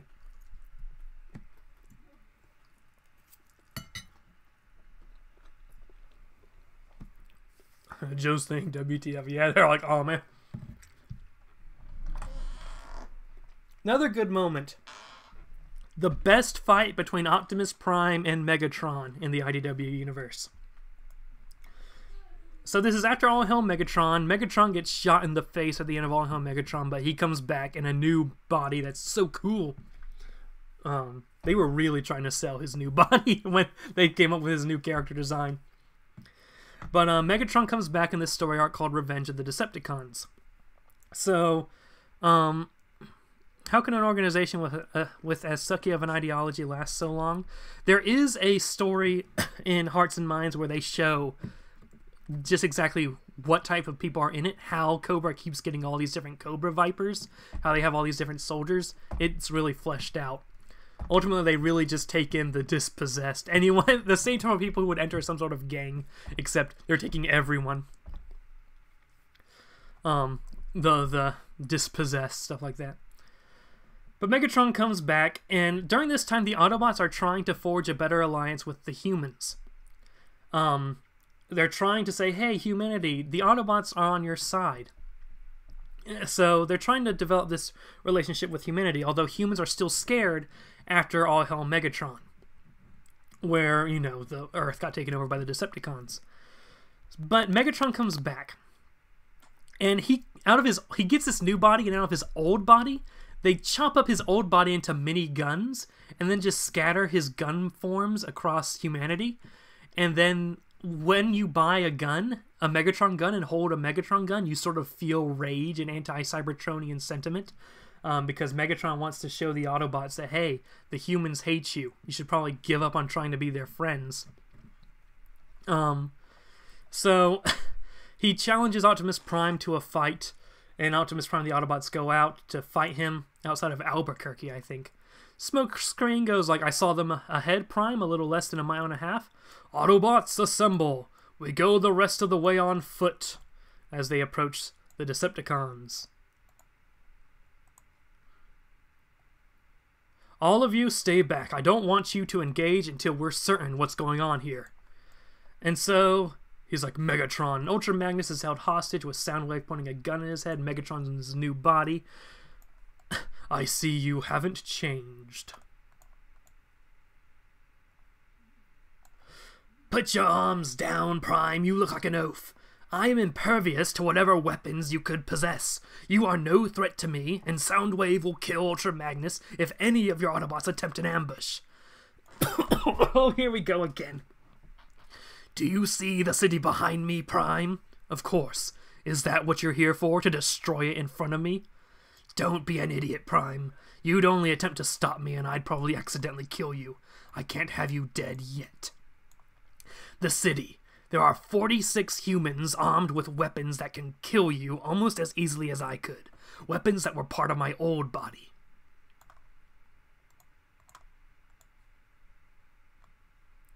There are hundreds of such weapons all over this planet. You will never be able to find them all. You will never know where they are. But in the case... I hate this. But you will never be able to find them all. You will never know where they are. But they are in the hands of these creatures that you are so desperate to protect. These, quote, innocent creatures that you are obsessed with.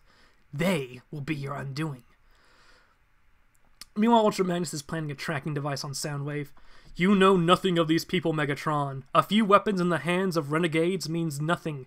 There is so much we can learn from this planet. Ha! Prime, you really are so predictable. I've missed you. The only thing you have to learn here, Prime, is how you have brought ruin to yourself and your Autobots. Is this how it always has to be, Megatron? We meet, you make empty pronouncements and threats, then we start punching each other. Has our situation still not evolved beyond this? Oh, absolutely, I have, Prime. Like I said, I'm not here to kill you. I've dumped your Autobots, wounded and incapacitated, inside that city 15 minutes ago.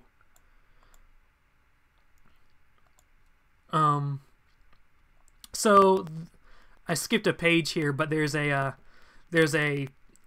wounded Autobots that Megatron dropped off in the middle of Albuquerque, and there's a lot of police soldiers who have Megatron guns, and they're about to kill them. Megatron says you could sit back and watch them die, or you could send your soldiers in on a rescue mission and make war on them. Of course, if you attack non-military personnel in their own cities, you will never be welcomed here. Of course, if you're so committed to learning from these humans, I'm sure you'll sit back and attend to this lesson. Spike, Campolongo, you need to get in there and find them. Good, send your pets off to tame their wild brothers. Jazz, you take them, you're the fastest. So Optimus Prime assigns 2 humans that have been working with him. They go out with Jazz to sort of help the captured Autobots. That ends up in a failure because Jazz ends up killing a human, but we're not here to talk about where that goes. You're right, Megatron. I won't pretend that I trust every human. And then there's a line where, but I trust Spike Witwicky, which is a mistake, because Spike Witwicky ends up being a jerk. But here you see the police officers with the Megatron guns, blah, blah, blah. I can feel their pulses quickening now. Their vile, damp hands tightening around the handles. Your men won't make it. It will be so satisfying seeing you've done in by these creatures you've tried so hard to protect. Of course, you wouldn't leave this kind of sabotage up to chance. You're in communications with these weapons. I have no doubt you're using them to confuse their owners and spread your malevolence. Oh, don't embarrass yourself, Prime. You think you can somehow distract me by firing on me? You can't possibly harm me. I know, and then he shoots straight through Soundwave's head. Just bam! It goes in one side and out the other. It just boom! And Soundwave goes down. So Soundwave's there with a smoldering face. Megatron's like, what? Excuse me? Now here's why I like this moment. I could field strip you like a rifle. I could crush your spark in my bare hands. So do it then. Pathetic. Prime, I lose one soldier, but you'll lose everything. And then Megatron flies off with Soundwave, ultimately showing that Soundwave needs immediate medical attention. When Megatron is put to the choice of saving Soundwave or killing Optimus Prime, he chooses to save Soundwave, which I think is really interesting and really shows that Megatron really does care for Soundwave. Now, Jazz ends up killing a human. Optimus Prime gets pissed off. Ultra Magnus has a tracking device on Soundwave, so Optimus Prime follows it. Optimus Prime loads himself up onto a onto like a really advanced C-130 type plane. Megatron brings Soundwave to Shockwave, and Shockwave's like, I don't know if I can fix this. And then Optimus Prime just dives, just jumps down, and just crashes in right into the warehouse the Decepticons are working out of. Just lands on top of the thing Soundwave had to be on. Just crashes in from the sky. Optimus Prime!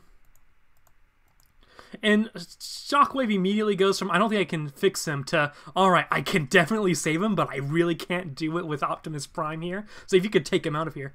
We can do this in here, but unless you want me to shoot another one of your men, I say we step outside. I can definitely save Soundwave, Megatron, but it's a delicate procedure, so maybe it's best if you left, man. Fine. Tell everyone else to stand down, but they can come and watch if they wish. This will be a historic day.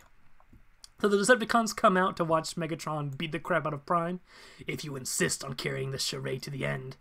We can't keep facing each other like this, Megatron. Something has to change. We certainly can't, Prime. Clearly you're here with some death wish, but I refuse to indulge you. I'm simply going to incapacitate you and leave you for the human authorities. It will be so much more satisfying to watch the humans of this world pick you and your Autobots apart like the swarm they are.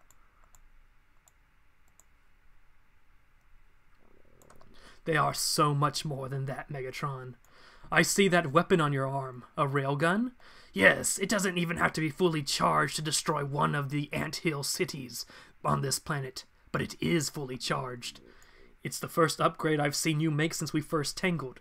Myself, I've used the same blaster for a millennia. But these humans, they advance. The weapons they have now outclass the ones they invented hardly 3 years ago.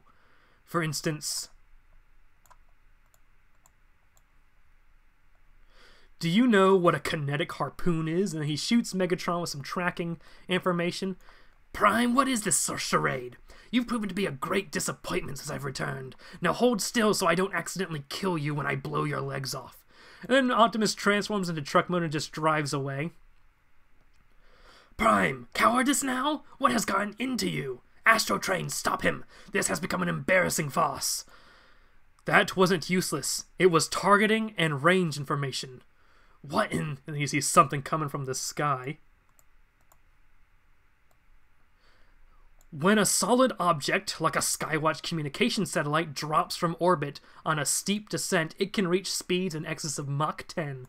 If aimed at a target, more energy is released on impact than a tactical nuclear weapon. Ballistic theorists call this a kinetic harpoon, the world's biggest gun. So Optimus Prime drops a satellite that's more powerful than a nuclear bomb onto Megatron with that targeting and range information. You see the Decepticons going flying. It's a beautiful moment. But then Optimus Prime, with all that force, goes tumbling down, transforms, moans, ugh. And then Megatron just walks out fine. I'll give you credit, Prime, I did not see that coming. And it actually did hurt. No. And then he slams his blaster so hard on Megatron it snaps in half. Why can't you ever die? And then Megatron just looks at him. And then off panel, Megatron beats the crap out of Optimus Prime into submission. And we go back to the Autobot base, which is Omega Supreme at this time. And then Spike's at the computers. Prowl, do you see this? Is that... No way. And then the defeated Optimus Prime is dropped off. I have brought Optimus Prime back to you. He is alive, and needs only a little care to become fully functional again. I am also surrendering myself into your custody. And just that whole segment in Revenge of the Decepticons was just a roller coaster, from Optimus Prime shooting Soundwave straight through the face to Optimus Prime being so angry he perished. He just drops from the sky into his base. Shockwave saying, I don't think I can heal Soundwave, man, I'm too lazy. Then Optimus Prime comes in and is like, okay, I can fix him if you just get him out of here. Optimus Prime dropping a nuke on Megatron, and Megatron just walking out just fine. A frustrated Optimus snapping his own ion cannon in two, and then yelling, why don't you ever die? It's just a roller coaster. That was probably before Chaos Theory, probably the best well-written part of that era of Transformers comics.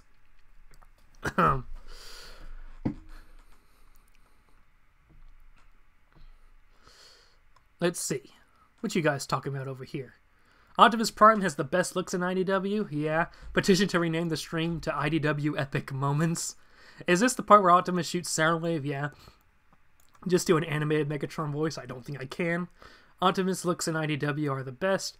Also, Soundwave has super hearing. Wouldn't he notice Magnus putting a tracker on him? Maybe. But he didn't. He's fine. Well, yeah, Shockwave said he could fix him. Also, why does Jazz always kill innocents? First Blue Streak, though, to be fair, that was made during the Dark Ages. It's explained that Jazz is a special ops person in the Autobots. He knows that he sees that when there's something that needs to be done, he'll do it, and he believed that the only thing to do was to kill the officer who was going to kill the Autobots, I believe. So, you know, it's a tough situation Jazz was put in. Optimus and Megatronus. I know he is Megatron. I say it for ones. Okay. Awesome. Nice gun. I love IDW comics. I make a lot of comics. Omega. I did love this issue. Yeah, it really is good. That was funny. Do you think the Transformers reboot coming in a few months will be an improvement on Lost Light? Yeah, anything can be an improvement. Anything and everything is an improvement on Lost Light. Megatron the Bad A. What do you think of Hearts of Steel? Hearts of Steel is pretty good. Does IDW Comics working on other comics besides Transformers? Just asking. Well, G.I. Joe. Yeah, we've been going through G.I. Joe moments in this too. And Micronauts. But they don't work on them. IDW publishes G.I. Joe, A Real American Hero. They publish Teenage Mutant Ninja Turtles. I think they do 30 Days Night or something like that. Just a lot of licensed stuff.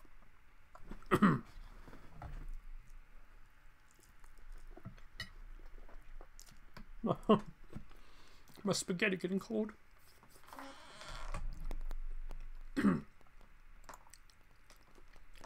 The House Always Wins is another really good moment. Tomax's speech to Erica Laten. I wish I liked to read comics, yeah. Let's see. To put this into context, Tomax Powley has been captured by G.I. Joe and is being stored in a facility in Las Vegas. It's a casino, but the casino is really just a front. Beyond, you know, the staff-only sections is a G.I. Joe facility where they're storing Tomax. One of the people in the facility is Erica Laten, who used to be Tomax's lieutenant. She had a little relationship with Chuckles back in the day. This reminds me of Megatron's fight with Bludgeon in G2. Yeah, kinda. I never see OP do that with his gun. The tactical nuke, that's because he had it outfitted with that ability, like just before that scene. So at this point, Tomax is beginning his escape from... Oh, hey, I had spaghetti last night using jarred or sauce or homemade. I think homemade, but I don't know. Nice to meet you. I've never been in your live stream before. Well, welcome, welcome. So, again, Tomax is escaping. This is part of a really good series called G.I. Joe The Cobra Files that focuses on Erica Laten, but Tomax has been part of this whole operation. He's been in jail for like the whole series. This is the conclusion, the finale, where Tomax begins his escape, and he visits Erica Laten one last time as he escapes.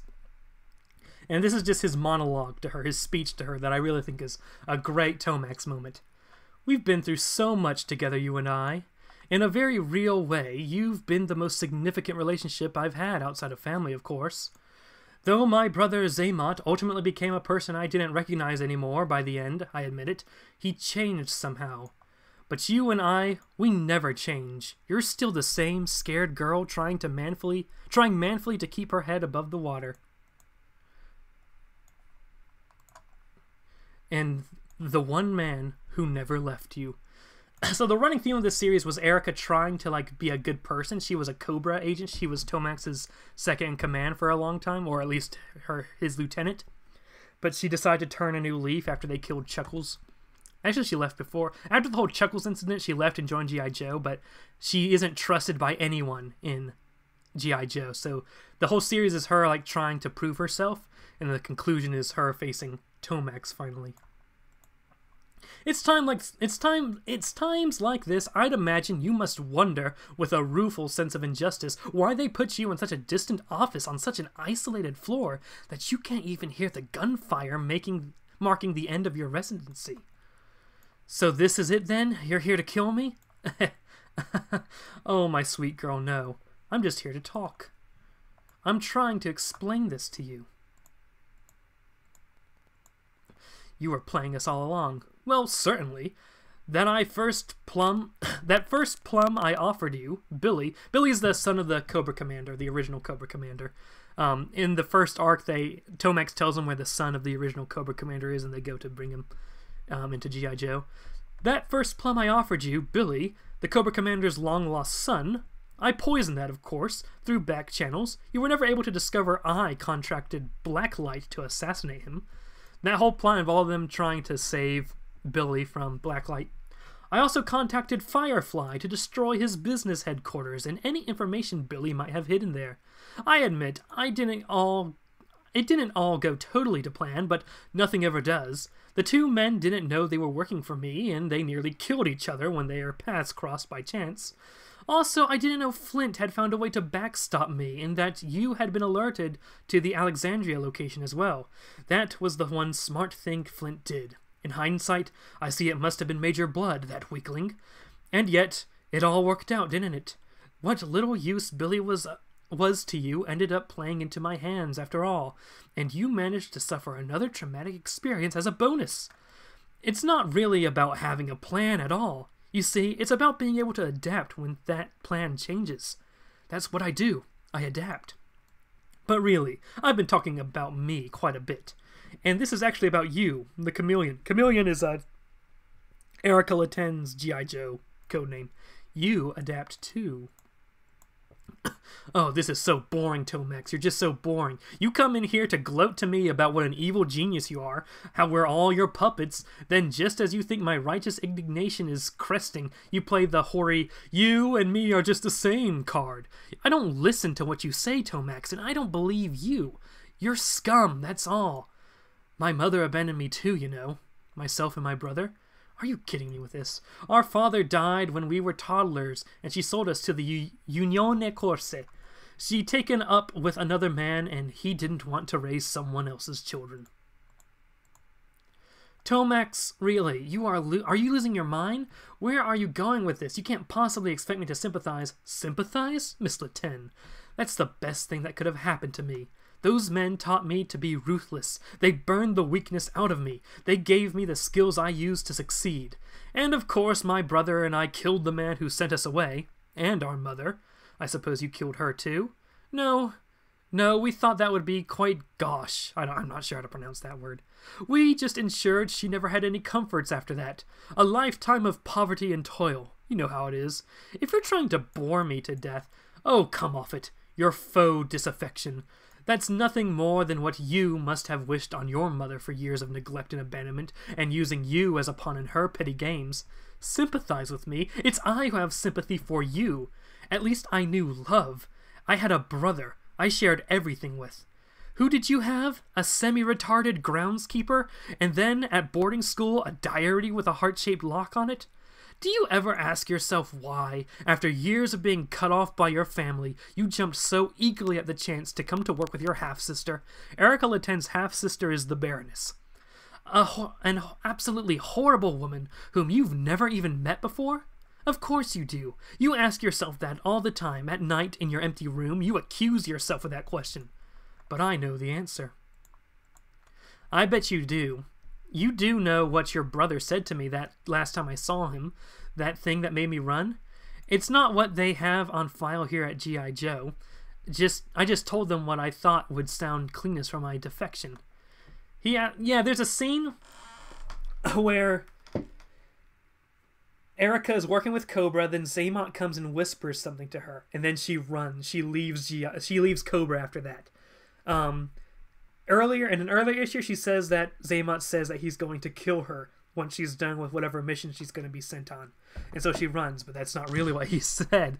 He asked me to abandon the mission I was on and help him murder the Baroness and that horrible gypsy Crystal Ball, and you Your brother, this man you loved, was plotting to betray and murder you. Oh, I know that, and I've forgiven him. And here you are, sitting in judgment of me, and I've forgiven you too, Erica, Chameleon. I've forgiven you for leaving in all your betrayals. Because I know the one thing you never had in this life is love. I've had that, but you haven't. So, you see, we are not the same. You've never found a place to belong, and it has made you twisted and greedy. You seek it like a dying man seeks an oasis in a mirage, and will desperately drink the sand because he doesn't know the difference. I came to G.I. Joe because it suited my purposes. You came here because you thought they'd have you. But they won't have you. They don't trust you. You warned them that I would do this, and they didn't even trust you enough to listen to you about that. You're wrong. They do trust me.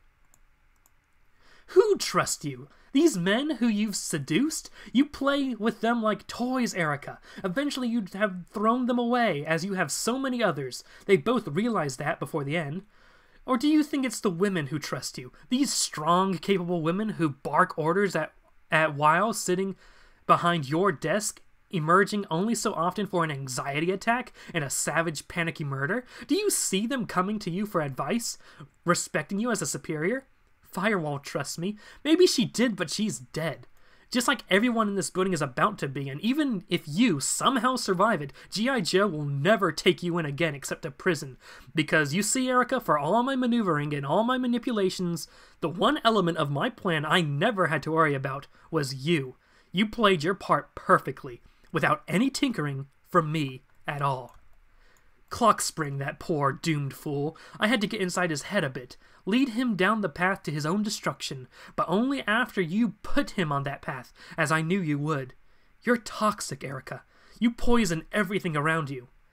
Well, if that's what you've come to tell me, you've wasted your breath, because I already knew that.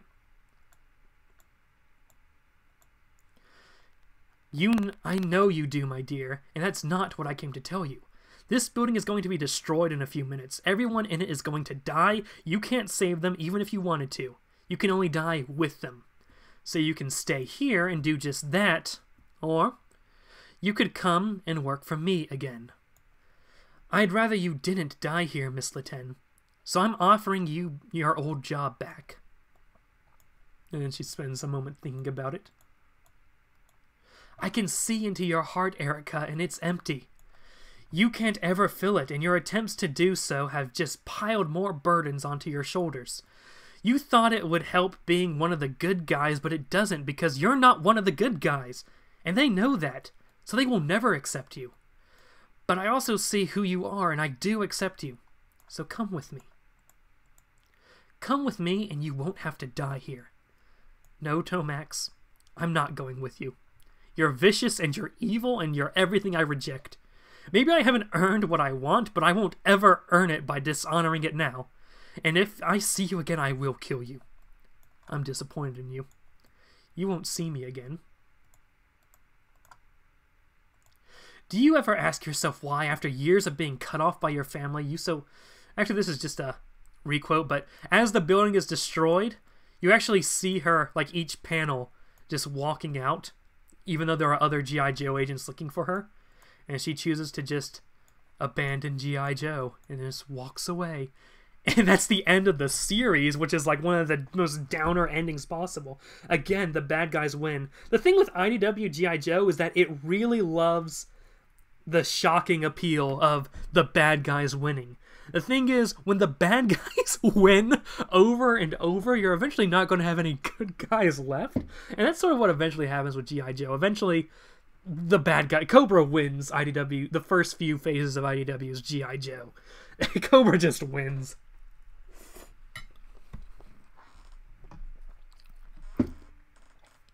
Alright.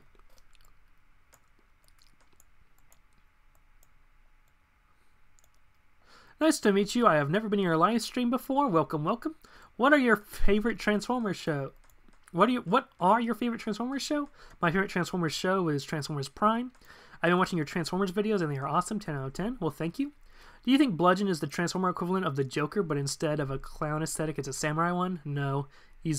Well, it depends on which Bludgeon. What is your favorite story on IDW for Transformers and G.I. Joe? I don't have a favorite one, but I'm listing off my favorite moments as we go with the stream. Say, was there ever a female Cobra Commander? There was a female Cobra Commander in feudal Japan who helped start the Yakuza, and then the Baroness became a Cobra Commander later on. Frag, I'm back. Welcome, welcome. So our next moment is something you guys might know best. Under cold blue stars, the time rewind died.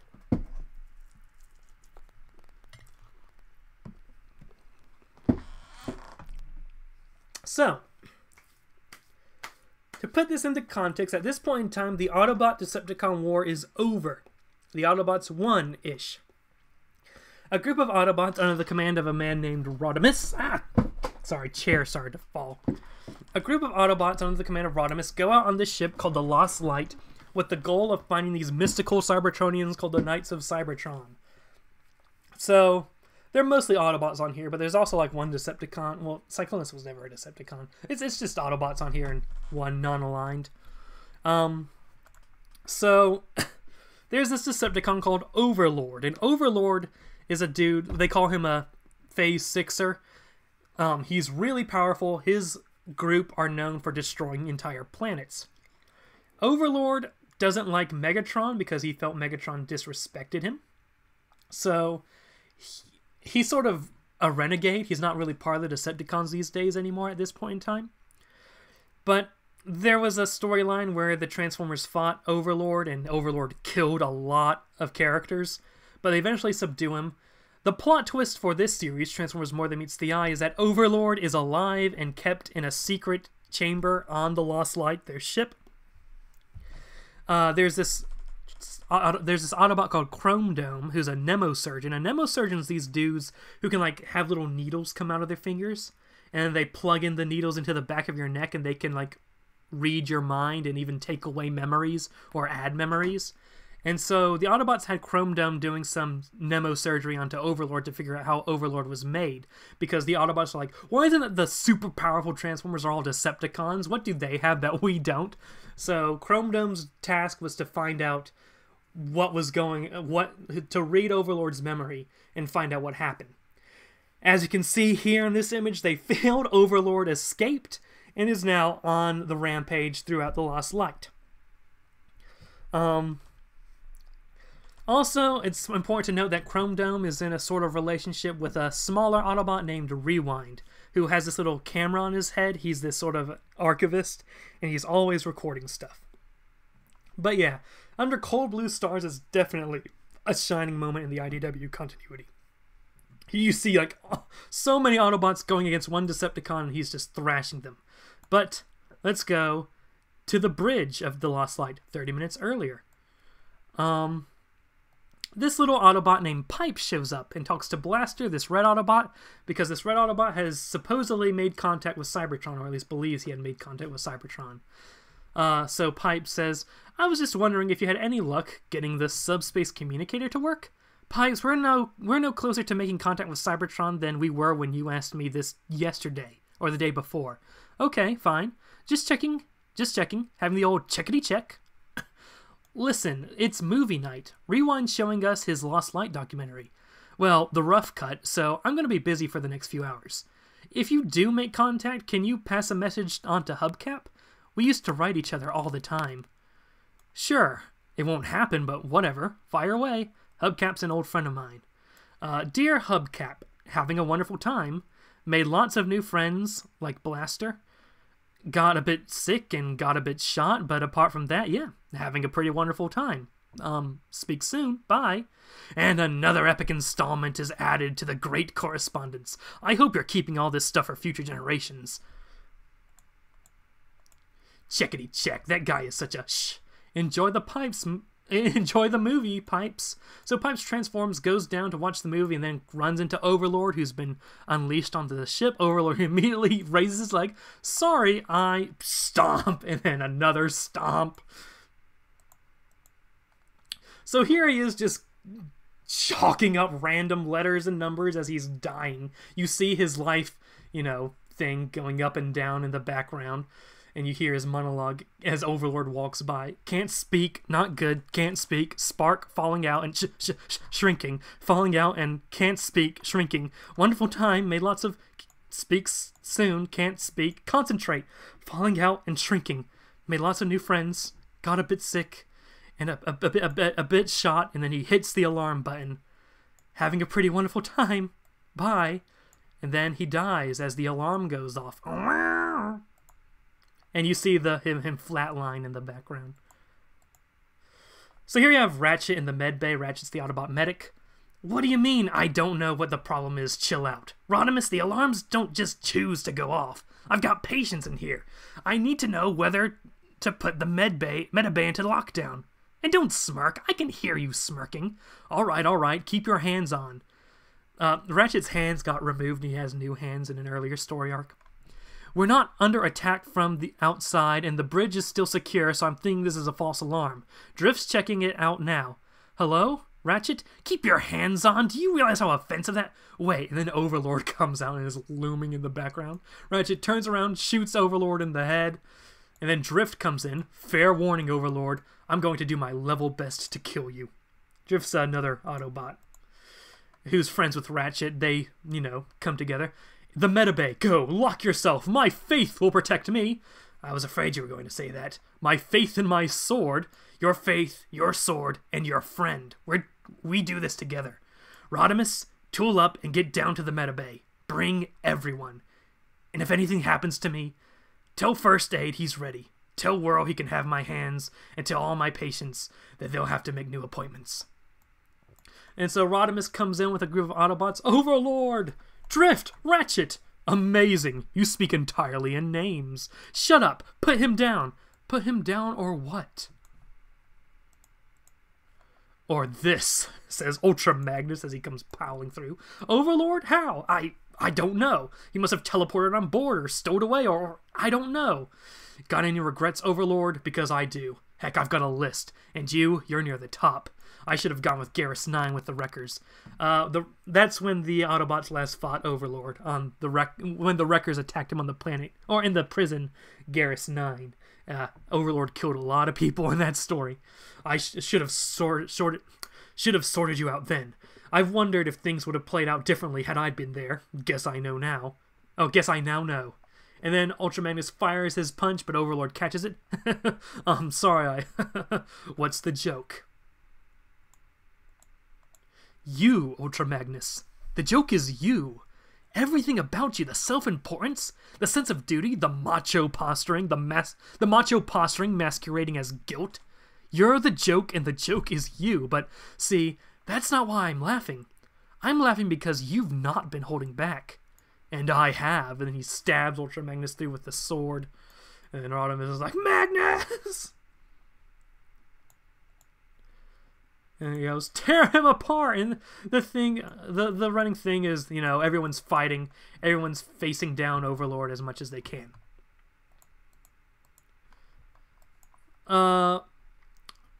Rodimus runs in, heads up over, and then Overlord catches him by the throat. Lightweight. Chrome Dome, that's the Nemo surgeon who sort of accidentally unleashed Overlord onto the ship, comes up. Rewind? Because that's the one he's in love with. Chrome Dome, over here! I thought you were dead! You like finger drills? I wanted needles, but oh, I'm sorry. I meant to ask, any last words? Yeah, till all are one. And Chrome Dome had installed this weakness into Overlord, where if he hears the phrase till all are one, he starts to shut down. And then Fortress Maximus comes in and fights him. Fortress Maximus has a history with Overlord. So Fortress Maximus begins to pound on to Overlord. Let's see. Chrome Dome has a plan. Fortress Maximus, follow me downstairs and bring Overlord. Can you do that? Watch me. And so Fortress Maximus punches Overlord towards the cell. Now this cell is where they were keeping Overlord, and it's interesting because it actually slows down time. So if you get trapped inside the cell, it might take you like 5 seconds to just open the door and come back in. But because time slowed down, it might be 5 minutes from the outside world to see you open the door, because time moves slower inside the cell than it does outside. They punch Overlord down into the cell. Good work, Max. Now get out of there before he gets his bearings. Let's see. They're trying to close the cell door. You're angry. No, I'm past that. Rewind doesn't like Chrome Dome doing Nemosurgery because it drains his spark, and if Chrome Dome keeps using Nemosurgery, he dies. And, you know, since Rewind loves Chrome Dome, he doesn't want his lover to die. No, I'm past that. It's what I feel is worse than anger. In fact, I don't know what. I really don't know if I can forgive this. We'll finish this conversation later. We will, I promise. What are you even doing? Prowl modified Overlord's cell so that it could be attached to the hull of the ship. So if something can be attached, it can be detached. I'm initiating the ejection procedure, and then the cell door shuts, but it shuts on Drift's sword that got stuck in the door. The door's jammed! Close, you stupid piece of... it's not closing. It's stuck on the sword. If this door stays open, the cell stays where it is, and Overlord gets to go on another killing spree. So Rewind enters the cell to get the sword out of the way. Well, we can't have that, can we? What are you doing? Every shape serves a purpose, remember? Wait, if the door closes, you won't be able to get out. You don't know the security code. Don't do this. Please, please, please don't do this. And then Rewind pulls the sword out. The door shuts on Chrome Dome's hand or arm. Ejection sequence initiated. Ejection in T-5, 4. Listen to me. Look at me. I need to tell you something. Rewind I. But on the inside, Rewind can't hear him. 3. What? I can't hear you. 2. I'm sorry, Domi. I'm sorry things didn't work out. And then Rewind turns around and looks at Overlord. 1. And then cargo jettisoned. And so the slow cell comes on out. Now keep in mind that things are running slower in the cell, so like a second is like a minute. So in this time, Overlord is just beating the crap and tearing Rewind apart. Where are you going? And then Chrome Dome runs up to the guns. Out of my way! What are you doing? Rewind's trapped in there with Overlord. I'm doing the only thing I can do. Target locked. And so Chrome Dome opens fire on the cell and blows it up, thereby killing both his lover Rewind and Overlord. They'll explain... When this first issue came out, we don't know if Overlord killed Rewind in like the most painful way imaginable, or if Chrome Dome was able to stop that from happening by destroying the cell. It's later revealed that yes, in that time, Overlord was able to rip apart Rewind in the most terrible way imaginable, and then Chrome Dome opened fire on the cell. And then there's the shot of him laying there with blood dripping everywhere. But that's not it, because in the next issue they hold a funeral for Rewind, and Chrome Dome, being a Nemosurgeon, wants to wipe out his mind, because Chrome Dome has actually had several lovers before, and they've all died. And Chrome Dome can't take the grief of losing people he loves, so he uses his own Nemosurgery abilities to wipe out all memories of the person he loved. However, Rewind fired out a little USB stick before he got trapped into the cell.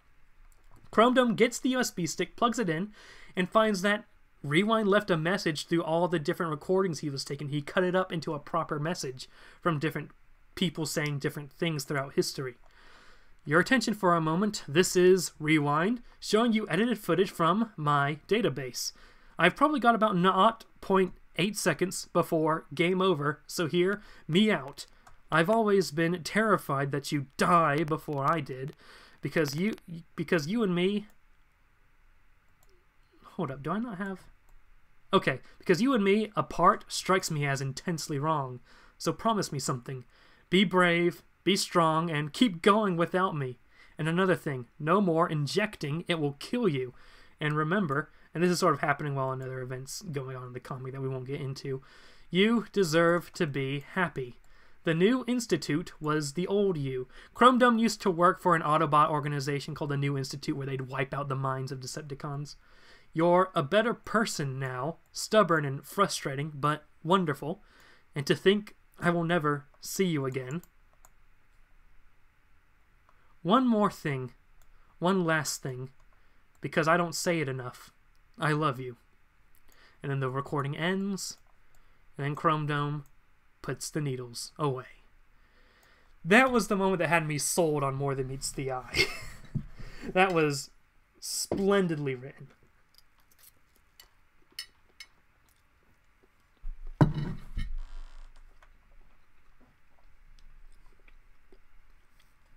Let's see. Do you think Overlord was a good Decepticon in IDW? No. Who was the best Transformer writer for you? Probably Simon Furman. The Decepticon Justice Division do love kill Autobot, but they do like kill a lot of Decepticons. Yes, Pax Cobra is Overlord psychopath? Probably. Do you think the gay Transformer couples are weird? I thought Rewan and Chrome Dome was fine, but I thought they took it a bit far. Like, everyone's in a gay relationship. Yes, by the end, everyone's in a gay relationship. And that's another example of bad writing. Rewan and Chrome Dome, done perfectly. Almost everyone else, Jesus Christ. We need to calm down, writers. Does the DJD had Overlord in the list, or he become the Decepticon Justice? Overlord is on the list. In fact, we'll get to that later. Because the Decepticon Justice Division do go after Overlord. Is Overlord the perfect cell of Transformers? I don't know who Perfect Cell is. Drift the Ex-Decepticon? Yes. Like Overlord is OP in the comics? Yes. Talala 1, that is Overlord weakness. Wow. Saying the Autobot speech? Wow. The Decepticon DJD are bad A. Ah, the good old days. What do you think of Lost Light issue 25? I think it was great. I think it was horrible. Our next moment is Ratchet and Pharma. We talked about Pharma at the beginning of the stream, the medic that turned evil. And then we have this little moment. At this point, Ratchet has been captured by Pharma, and he's just coming to. Ratchet! Ratchet! It's me, Pharma. Come on, I want to play a guessing game. Your face. Officially the very last thing I want to wake up to. Oh, tongue still sharper than a scalpel. And to think we used to be buddies. The Deltaran medical facility, remember? We were inseparable. Yeah, you hear that? It's the glorious sound of the past tense. It doesn't matter anyway. I've outgrown you. I've got a new best friend now. He found me sleeping in the snow and showed me how to work miracles. Calm down, Pharma, you're buzzing. I am now. And he shows that his hands are chainsaws since Ratchet took his hands. Your hands? What about my hands? They're stupid. Actually, they're very clever. They can turn into anything. They were a gift from one genius to another. Speaking of gifts, ta-da! Now, about that guessing game. And he has him play a little game of what's in the box. I'm done with this, Pharma. I give up, okay? But you haven't even had your first guess. I don't care what's in the box. Liar. You care. All you do is care. You care about everything and everyone. It's one of your more admirable weaknesses. Either show me or don't show me. I'm not playing. All right. I'll show you what's in the box. Ready? Behold! That's right, Ratchet. You're in the box, and it's Ratchet's body, because Ratchet's just a head attached to a spark and life support.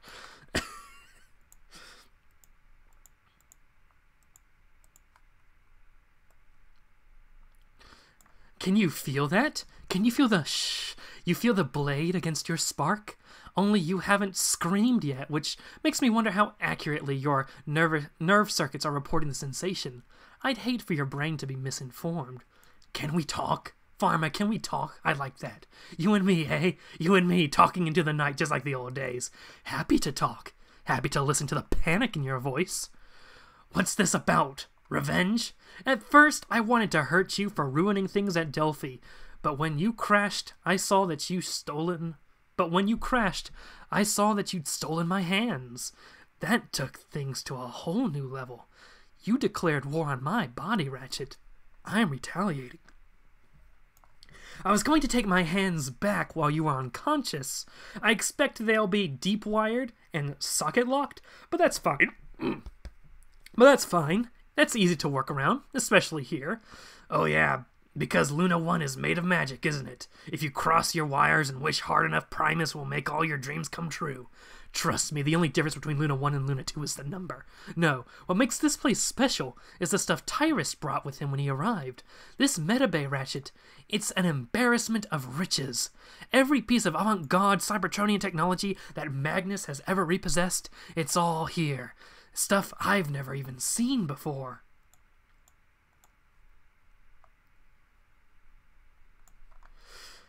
You always did like your instruments. Ah, but it's not just the instruments. It's the way they're played. A skilled musician can make sounds no one's ever heard before. Meaning that in here, in this metabay, I can cure anything. I can do anything. Anything except remove a pair of hands. Come on, Pharma. The truth. Deep wired, socket locked, and still on my wrists. Why? Because I'm a doctor, not a bomb disposal expert. You think... Wait, you think I wired your hands, the ones attached to my body? You think I wired them to explode? I think it's a possibility, yes. Or maybe you're scared of failure. Maybe you're afraid you won't be able to pick the lock or loosen the wiring, so you want help. I get it, Pharma. It took me a while, but it makes sense now. I'm better than you. A better doctor, please. I overtook you years ago. I don't need my hands back to slap you down. Prove it. Put me back in my body and prove it. A race to fix the same injury. The better surgeon wins the hands. And so, Pharma agrees to that competition. How long was I out? Long enough for me to set things up. First aid, Ambulon, and these are 2 Autobot medics. I had them delivered. Thought we'd make this a bit of a reunion. What's going on, Ratchet? Pharma said this was your idea. Pharma, no, this isn't what I had in mind. No? How did you think this would work? You thought I'd grab some worthless Decepticons and we'd go from there? I am begging you. Relax, I'll just slice them in half. Nothing fancy, and we'll see who can stitch them back together the fastest. Take your hands back, please. You're the better doctor. You deserve them. I'll remove one, and you can remove the other. What do you say? Are we good? You fix Ambulon. I'll fix first aid. But this is happening, Ratchet.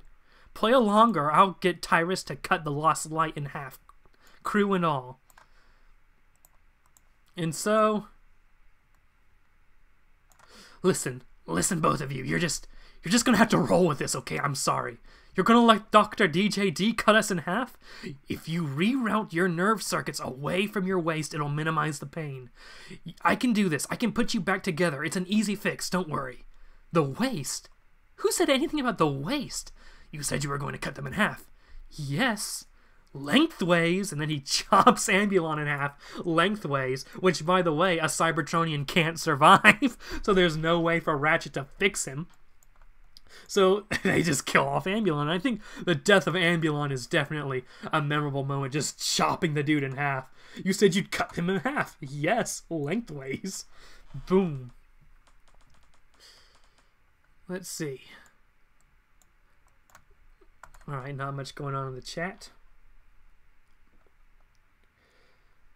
Let's see, we brought up, is Overlord on the DJD list? Yes. And that brings us to Slaughterhouse. At the very beginning of this series, the Lost Light took off from space, and their quantum engines, when they were trying to do a warp, messed up. The thing with quantum engines is they kind of play with the rules of physics, so when the engines blew up, it actually created 2 Lost Lights. One Lost Light that had the crew we were following, and another Lost Light that had the same people who were on the ship, including another Overlord on it, just out in space. Brutal. Yes, that was brutal. So there are 2 Lost Lights, but one day, the Lost Light we had been following finds the other Lost Light that was accidentally made through the quantum error, and they find that it was completely destroyed. So they realize that there's this whole second Lost Light out there doing its own Lost Light things, and they find that this Lost Light, the only survivor on this light, because everyone is dead on this Lost Light. Everyone's dead. They find like bodies with transformation cogs ripped out. Everyone's been ripped apart. Except for this Lost Light's Rewind. He is alive because he was hiding. And so the Rewind tells them the story of what happened to this Lost Light. And that was the Decepticon Justice Division arrived and ripped everyone apart and killed everyone except for Rewind. Because the Lost Light has Overlord on it. And Overlord, being a traitor, is on the Decepticon Justice Division's list. The Decepticon Justice Division are a group of super powerful Decepticons that hunt down Decepticons that betray the Decepticon cause. They also tear apart any Autobots that happen to stand in their way. They kill everyone. So Rewind's telling the story how everyone's dead but him, and Nightbeat, the detective Autobot, says, "So, everyone died except you? If you're suggesting I'm the one who betrayed the crew, no, God no, not at all." They wanted a souvenir. And then we flash back to the Decepticon Justice Division killing everyone. I don't know how they knew. Maybe I cried out his name, but they said they let Chrome Dome live if I filmed everything they did. By then, when they'd finished killing the rest of the crew, they had a better idea. They knew Chrome Dome was a nemosurgeon. They told him they'd only spare me if he erased me from his memory. He refused. I begged him, but he refused. So Voss, this Decepticon Justice Division guy, snapped off his finger needles and we see stabbed the needles into his eyes and killed Chrome Dome. I ran the second he stopped screaming. I ran and hid in the Magnus armor. I must have passed out. So that's the story of the Decepticon Justice Division find Overlord and kill him because it's a quantum duplicate, and they kill everyone in the Lost Light, except for this Rewind, which, if you remember from last time, Rewind died on the other Lost Light. So, let's see. So eventually, Chrome Dome pops up, and this Autobot is like, there's Chrome Dome now. What do we tell him? Don't worry, I know how to play this. And he gives them these magnet clamps, which allows them to like walk on ships while they're in space. No questions. Just go outside. Outside as in no questions. Just take these magnet clamps and go on the roof. And so, we see on the roof is the Rewind from the other Lost Light, sitting there depressed because his lover is dead, everyone he knew is dead. Someone's waiting for you. And Chrome Dome comes out to the top of the ship, just looks and sees Rewind. Rewind looks up at him. The two just sit beside each other. And then there's this beautiful moment of just this panel composition of the two just sitting there. The next panel, Chrome Dome looking over at Rewind. The next panel, Rewind looking at Chrome Dome. And then they just get closer together. Then Rewind leans on Chrome Dome, and Chrome Dome puts his hand around Rewind. And that's the end of that thing. They're technically two different quantum duplicates. Like, Chrome Dome lost his Rewind, Rewind lost his Chrome Dome. But now they found each other, so... And their meeting is just completely silent. It was definitely one of the strongest parts of More Than Meets the Eye.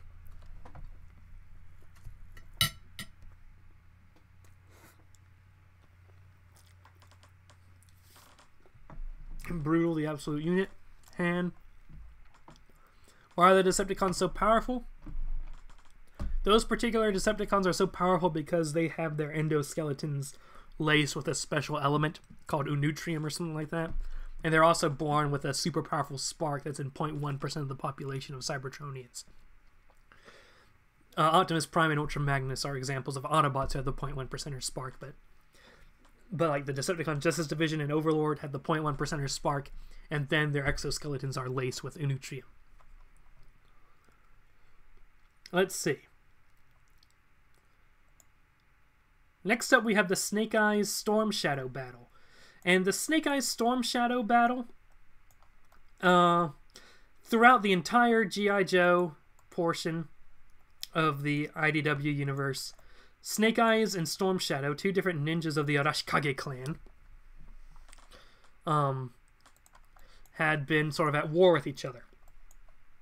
And then it had been building up to their final confrontation for years. I'm not going to go through like most of these pages because their fight is awesome. The art's beautiful. Also, Snake Eyes is an agent of Cobra at this time. A long story. But, you know, they fight each other and it's a great fight. And let me see if I can find the grenade. The art is really one of my personal favorites.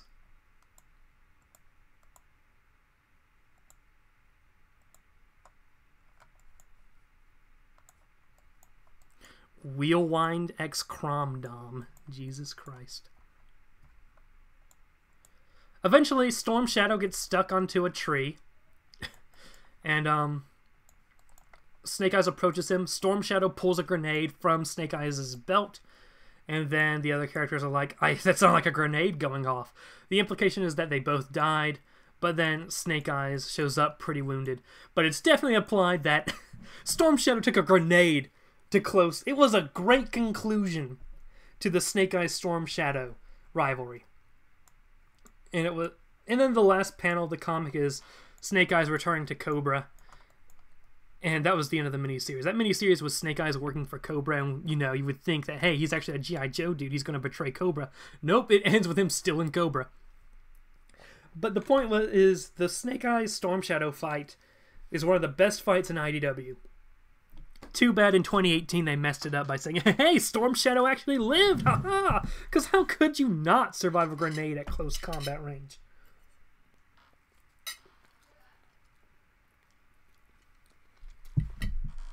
2018 was a mistake. Alright. Goodbye, Little One is what I have this title. This is also in More Than Meets the Eye. Tailgate is a little helpless blue little robot. He is sort of in a pseudo-relationship with a Cybertronian called Cyclonus, who is sort of dark and brooding, even though Tailgate's this chibi little happy dude. But there's another Autobot named Getaway, who you see here, who seems to be forming a love triangle because it seems Getaway likes Tailgate. Some context, Megatron is an Autobot at this point in time and is a member of the Lost Light, the ship.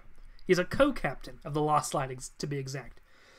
It's a long story why Megatron became an Autobot, we won't get into that, but he's trying to amend for his sins.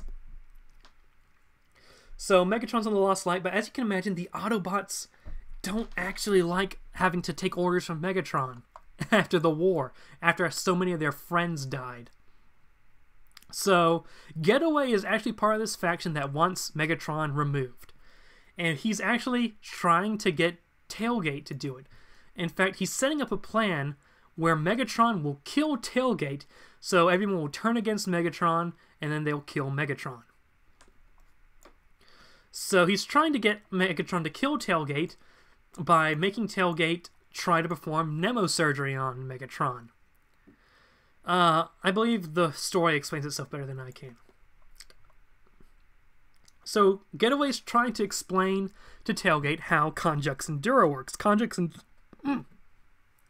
Endura is the term for Transformer relationships, and there's sort of a ritual that goes with it. Okay, so first you have to go somewhere familiar, a place which holds shared memories, somewhere you feel safe. Like the Lost Light?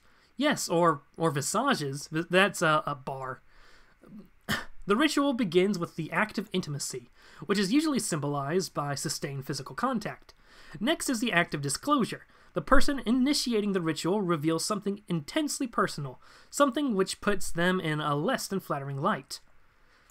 Except my brain clearly didn't know what the heck it was talking about. It was a declaration of weakness and therefore trust. An Act 3, the act of preference. Of what? Gift giving. Oh, and the fourth? Is where the respondent comes in. The fourth is the most important. Without the fourth, I've just described a memorable evening out. Act 4 is the act of devotion. If the respondent is willing, if they want to become a Conjux Endura, they have to prove it. They have to do something spectacular to demonstrate their love. Yes. What do you want me to do? So Tailgate thinks Getaway wants to enter a relationship with him, and he's like, okay, what do you want me to do? And, Getaway gifted him with these nemosurgery needles.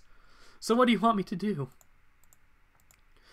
Meanwhile, Cyclonus, who kind of has a crush on Tailgate, I guess, visits Whirl. He knocks on his door. Friend or foe? You tell me. Click. You? Sorry about the mess. What mess?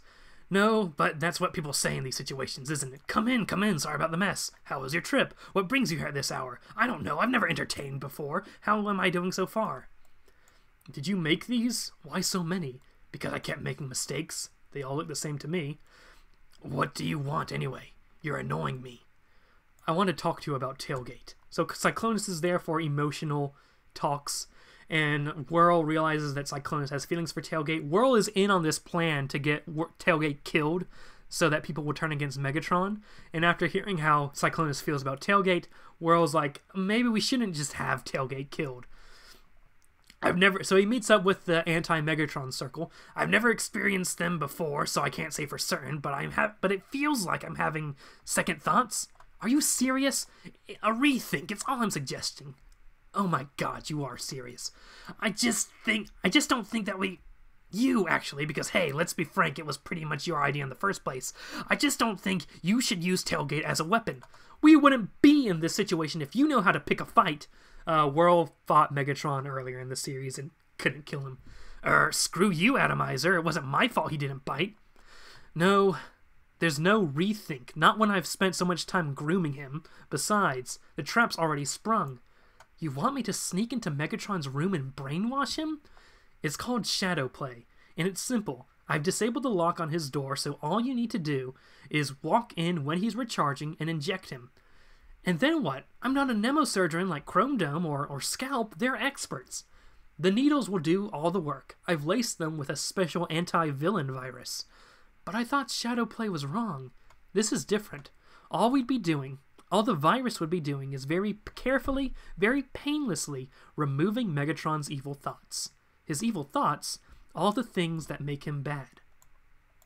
Which obviously this is a lie. It's just Tailgate's a child, so he doesn't understand it. This is a lie. See, he's trying to be good, but you've got to ask yourself, can someone like him really change? And if he can, and if he really wants to, haven't we got a duty to help him? To make sure he stays changed? I guess so. If we don't intervene, he'll relapse, and when he does, my god, Scout, he'll kill everyone. And there are people on this ship I care about. There are people on this ship I love.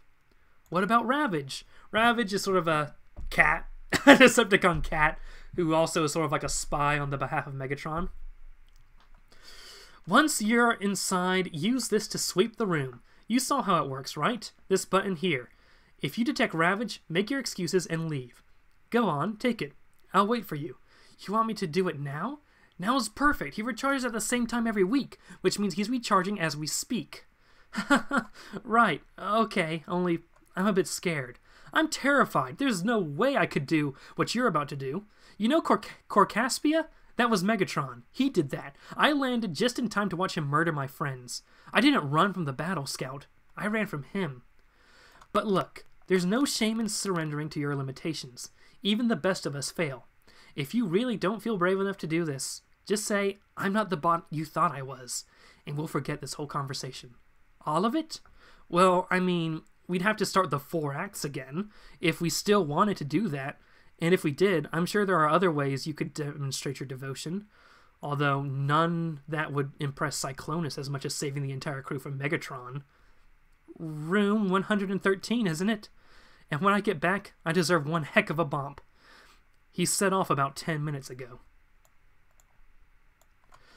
What, you mean he's doing it now? Relax, it'll all go to plan and it'll all be worth it. I've disabled the Ravage detector, so he'll assume the coast is clear even if it's not. When he stabs Megatron in the neck, he'll... Well, it doesn't matter that the needles are fake as long as our resident nemophobe thinks he's being mind-hacked. He'll kill him. You know that, right? He'll wake him up and beat him to death. And then Tailgate's outside the room. Come on, Tailgate. You can do this. You can do this. You can do this. You can do this.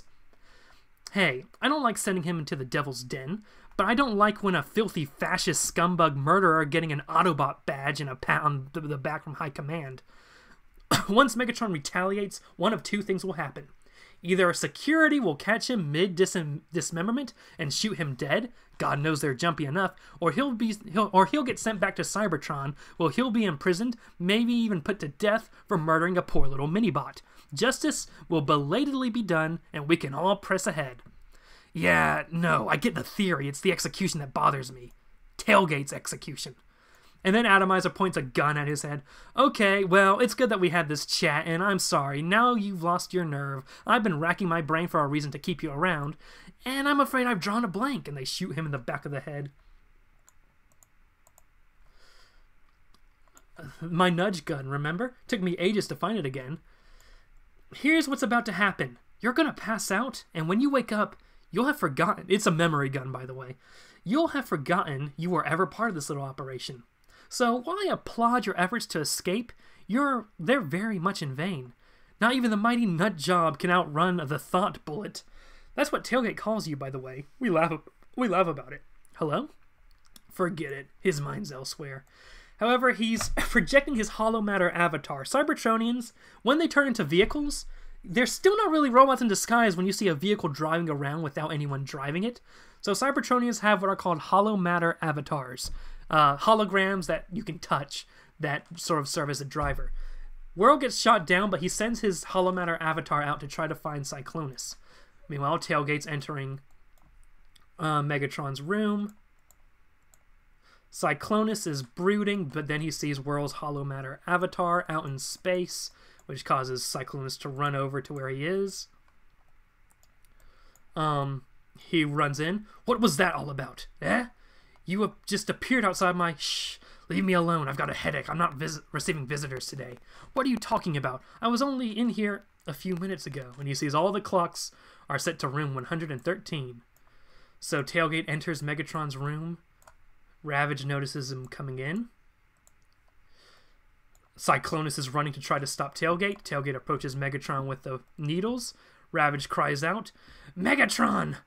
Megatron wakes up. Megatron lashes out, grabs Tailgate by the face. It looks like the plan's coming that Megatron will kill him, but then Cyclonus throws a sword into his chest, kicks out Ravage, rips apart the recharging chamber, smashes it down onto Megatron, and reaches out for Tailgate quickly. Are you all right? I'm not sure what were you doing in there? It's Getaway. There's this anti-villain virus, and I agreed to... A what virus? An anti-villain virus. Oh god, I think you've just been set up. Where are we going? Away. But we like it here. We just attacked Megatron. Right now, all we care about is distance. And then the alarms begin to go off. Darn it. Have you ever heard of the 4 acts? For pity's sake, Tailgate, the alarm just... But have you heard of them? Why? Why are you asking me this now? You're right, it's okay. It can wait, and then they're flashing back to previous parts in the comic where Cyclonus did the 4 acts, pretty much. They're trying to escape, but then a shot goes by. Stop! And then the guards show up. All the doors are sealed. No one's going anywhere, so how about you turn around slowly? And so Cyclonus turns around, reaches for the sword. He's reaching! Fire! And they all open fire. Cyclonus puts Tailgate between him and the weapons, and then just holds him as the weapons, attack him. And he just says, goodbye, little one, and then falls down. Hold fire. Is he dead? And that actually would be a good ending. But then you have Tailgate looking at Cyclonus as like, Cyclonus? Cyclonus? And there's this freaking Super Saiyan thing, and then there's rainbows pop out everywhere. That was kind of weird. But that... I really like the, just the art, really, with the whole goodbye little one scene. That was really well done. Storm Shadow. Any word on Lob? What's Lob? Storm Shadow, no. Ratchet, brave as always. What the heck is with all this love crap? I want to see robots fight. This is crap heck gay. What is a bomb? Bomb is a thing where Getaway just likes to, it's sort of like a bro fist. He just says bomb while he does it.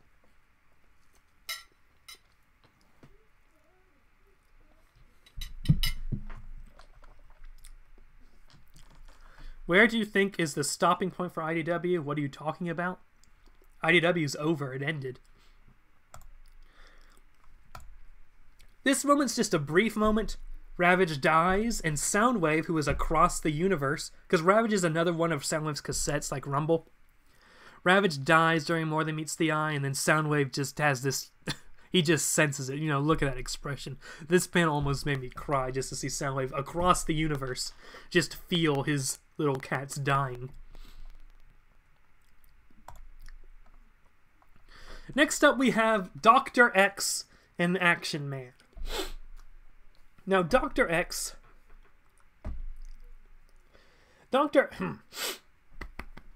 Action Man is sort of a parody of James Bond, that sort of deal. They're all English agents. Where it stopped be good, I mean. Oh no, IDW ended terribly. It was terribly written. So Action Man is this dude who works for the Action Man program. It's sort of, 007 James Bond protecting England's type stuff. Action Man was a thing created sort of as an answer to G.I. Joe, even though G.I. Joe came second, but whatever. And Ian Noble is Action Man in this case. And here are his fellow agents, Mercy Gale and Agent Sammons, I believe his name is. Now, they're talking about Dr. X, blah, blah, blah. There's a hard drive. I'm going to get the setup for this. But ultimately, the reveal is, after Mercy Gale shoots down one of their fellow agents, that she was Dr. X the whole time. Now, Dr. X... I do not believe that Dr. X is evil. Like, the story keeps framing her as a villain, but she never does anything bad in the IDW universe. It's interesting. But just the monologue between two friends, one of them turns out to be a terrorist. I really like, their little dialogue. They'll come looking for me. Director Betsley and Bryce, even if they haven't killed one another, they certainly aren't listening to you, or tracking you. I'm jamming every device in your uniform. Just, why, Mercy? Why are you doing this? I wanted to be a good agent, Ian. Killing salmons is a heck of a way to show it. That wasn't the plan. And they settle down. And then she gives her origin. I'd started out a loyal agent of the Crown, recruited by M16 after graduation, or MI6, I don't know. Transferred to the Action Man program before I was 30, I was running intel within a year. It only took a few months to see the real problem. You're going off point. You killed Salmons and, oh my god, you killed Action Man. You killed Agent Brogan. Ian is the second Action Man after, well, there have been several Action Mans throughout history, but he recently replaced another Action Man. No, Ian, I'd never. Okay, why isn't this showing anything? Alright, let me add this image back. I don't know why it's gone. Pictures. IDW moments. Dr. X.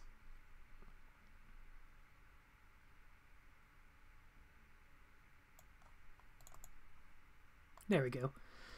Put her down over there by the beach. It's all snow, Agent Gale. The beach tree, Ian.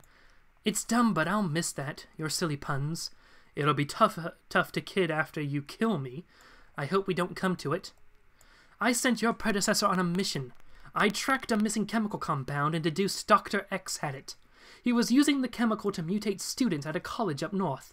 Action Man descended from low orbit with a jump pack, smashed through the roof, and went hand-to-hand against 1,500 toxic mutants. Run-of-the-mill stuff.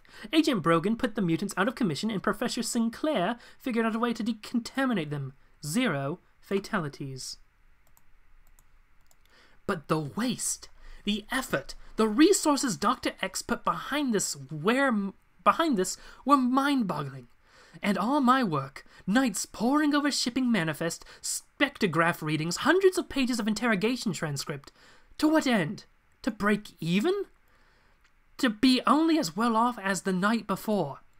Better than 1,500 students dead, and maybe I would have left it alone if not for what I found. It was luck, dumb blind luck. 30 years of searching and planning came to nothing. But when Action Man disengaged the jump pack and just happened to hit the right piece of junk that fell just the right way, Dr. X was dead. I ran a genetic scan. We had his genome back from the clone thing in Bangladesh. It was him. By pure chance, it was him. And nobody knew but me. If I told Director Kane what happened, we'd have a nice victory celebration. But then what? There's always something else. Cobra, Baron Ironblood, the Machination, the Coil. Cobra, you know what Cobra is. Baron Ironblood really hadn't been seen before this comic. The Machination were a group of humans who were taking apart Sunstreaker and creating headmasters, and who were led by Scorponok, and the Coil was was Cobra religious fanatics. The same scenario repeats with all of them. They make a move, we counter it ad infinitum.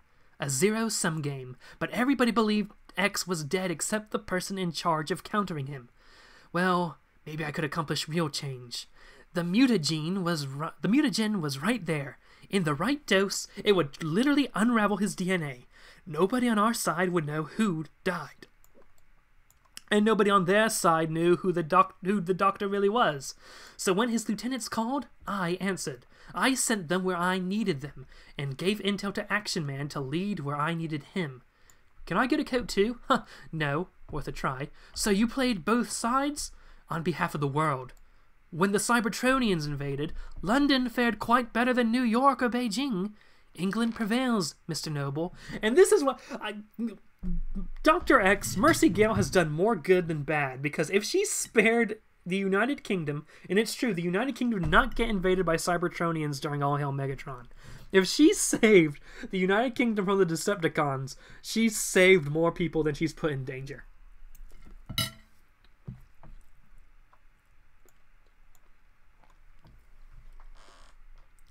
And Action Man, Brogan, he didn't know. He thought he was doing good, and ultimately, he was.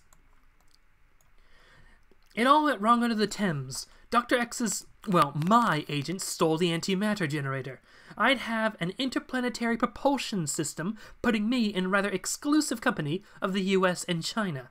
So you weren't trying to destroy the world. Hardly. But when I snuck in, oh God, I screwed up your plan. You couldn't have known.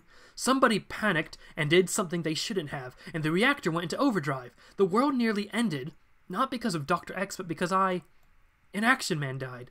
No, Ian, Action Man was born. Brogan was the most honorable, decent man I've ever known. He had no place in my world. But you, Ian? Jesus, you need to work on your sales pitches. You're gonna Vader me, aren't you? 1, 2, 3... I'm not your father, if that's what you mean.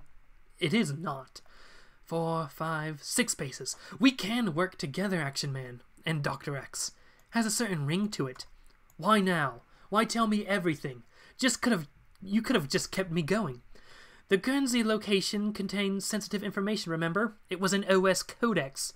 Operational support of the American CIA. Yeah, the American CIA of the CIA, yes. Brogan made a copy when he saved their president from that duplicate a few years ago. The codex was a contingency. One can never be too careful, even with close allies, so I've heard. So this is like the United Kingdom, like, preparing to go to war with the United States. Anyway, the codex was quite above my clearance, but once I uncovered its location... Fake insurgents mean I get in and grab it. Okay, what was the deal with the chateau? You met the professor. He data mined IP addresses from American intelligence agents. Blunt and graceless. Barely a step beyond a teenager in a Guy Fawkes mask. But combined with the codex, I could potentially unlock every secret communique from our cousins. God, the access to alien technology alone, it's too much for them to have. It should belong to the world, or at least to me. You were just supposed to pick it up. And I really like how Action Man develops the world. The fact that G.I. Joe and Transformers pretty much only happens in America. So America has all the alien technology while the United Kingdom is sort of just left out in the cold. And so the British are trying to do something. The chateau was compromised in general. It was too big a target. Here was an opportunity to give you a win and get me the data. My scientists would clear out the moment you were gone and burn the place before Salmons and I landed. No one was to have died, Ian. What about Bryce? Well, he had been the reason convicted of... He would have been convicted of treason, but we're not Texas. He'll survive, technically. Huh. But then it turns out the guy minding the door dated the guy I was pretending to be, and here we are. I guess the moral is true love does conquer all. Wathoom. Agent Gale died in the VTOL explosion. The question is, did you? Is that the question, Mercy? It struck me you've never been able to tell anybody this. So if I let you start talking, you'll never want to stop. Your training will go out the window because it's just little old Ian you're talking to. Ian in over his head, not living up to the Action Man you actually liked, Noble. Salmons, though, he was hard on me. I thought it was resentment or hatred or for a couple of days I thought he was a traitor. But that's not it. It was respect. But you always wanted to protect me because you underestimate me. What? So you didn't notice how low I flew. Didn't notice I picked up a passenger. And you know what they say, Agent Gale? Well, not that one. Salmons always swim upstream. That's awful, Ian. And then they just begin this fight. But really the point is, Dr. X really did nothing wrong. She saved the United Kingdom from the Decepticons. She managed, from a British perspective, she's trying to put the United Kingdom on the same level as like America and China with Cybertronian technology and other alien technology. stuff like that. Freaking Mercy tries to escape. Action Man grabs on, and then they fly up to a freaking her ship, which literally has a skull. It has a literal skull, but I continue to abide by the fact that she does nothing wrong. They go up and see that she's teamed up with the Red Shadows, the remainder of the Arashikage clan. There's a new Storm Shadow that's a female. Mercy still doesn't want Ian to be hurt. It's just, the writers really tried to sell Mercy as a bad guy. Mercy did nothing wrong. Can I get a hashtag Mercy did nothing wrong up in the chat? Because she really never did anything wrong.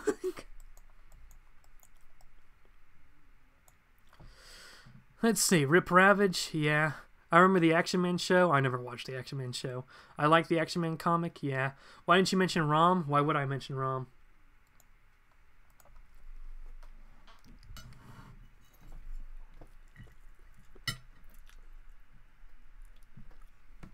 Alright, we just have 2 brief moments more.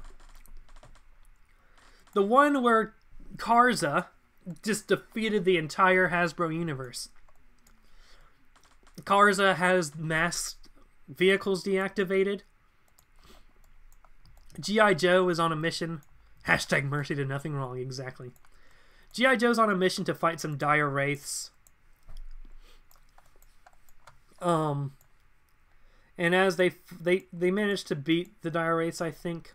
But then they get attacked by a Micronauts ship that sends everyone, all the G.I. Joe agents, tumbling down. Yes, by the way, Skywarp's a member of G.I. Joe at this time.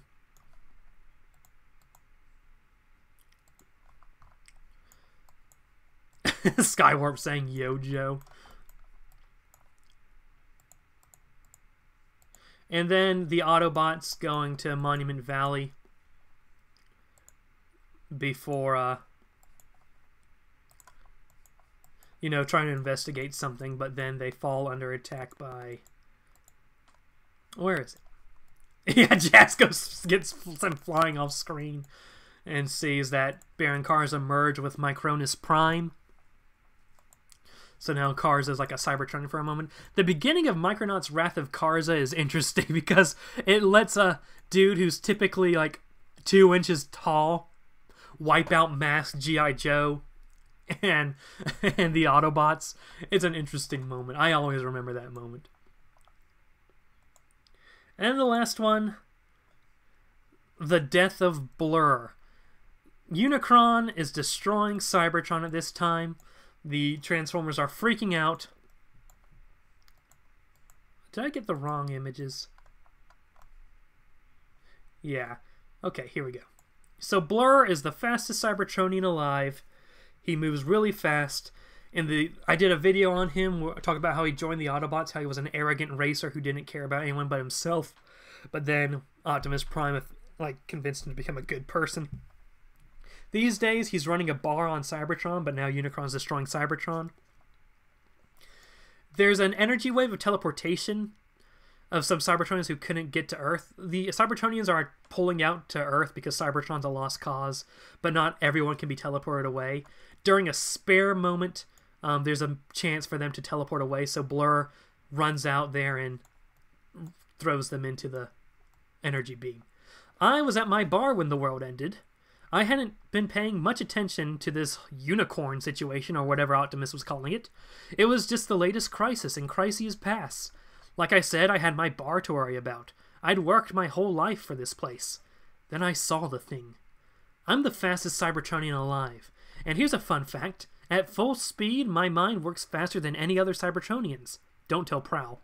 I spotted the ribbon of Visionary's magic, making everybody it touched disappear. I figured wherever they were going had to be better than here. Problem was, not everyone was going to make it. Not without help, anyway. For an instant, I was worried. What if the magic was just disintegrating? What if the magic was just disintegrating everybody? But it's like what Soundwave was always saying after 3 or 4 NGEX cocktails. You have to take some things on faith. I saved everybody. I almost made it myself. But here's another fun fact. Even the fastest Cybertronian isn't that fast. And so Blur dies, blowing up on Cybertron as Unicron destroys it. And all this is just a ripoff of Flash from Crisis on Infinite Earths.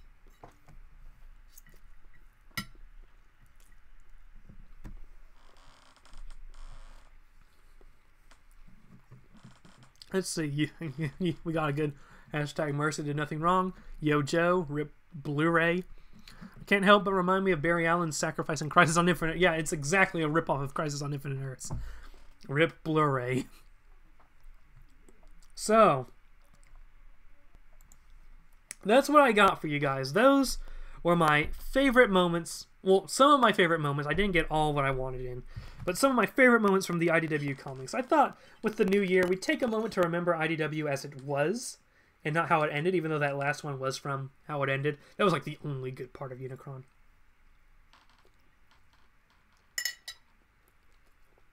Still eating spaghetti. Let me check how we're doing on the views. 7, that's still pretty high. Maybe I should stream more often. Good stream, thank you. Thank you guys so much. Alright, I don't want to leave this stream on this channel. I'm not sure if I want to move it to Radix Repository or Commander's Cabin. So, I leave a like. Well, thank you very much. So, I want to pull the chat. What do you guys think? Should this go on to Commander's Cabin or should it go on to Radix Repository? Let me know, because this kind of has more substance than typical Radix Repository. Well, that's not true. It could go on Radix Repository. I don't know, I asked the question, so I'll wait for an answer. If you guys, because it's not staying on this channel.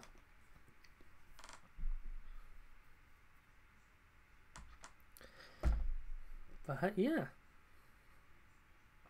Those were some moments.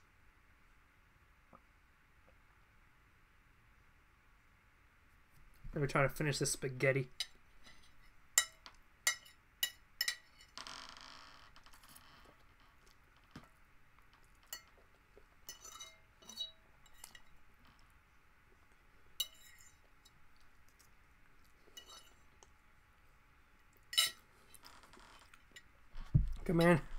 Commander Caban. Sorry if I said it wrong. Alright. Okay, I guess we'll try to put on Commander's Cabin. It needs an upload anyway.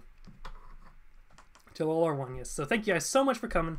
I probably might do more streams. They're certainly not going to be Transformers related, but I might do chill streams. I used to do chill streams back in the day. I'll try that. I might do chill streams more often. What do you think about the IDW Transformers book with the solicits out? I'm hesitantly optimistic. I don't like the part where it says that like there are both organics and Cybertronians living on Cybertron, but we'll just have to see how it actually pans out. Captain, alright. Thank you guys so much for watching. Thank you to Twisted Ambition for the $1 super chat. And yeah, have a good day, ladies and gentlemen.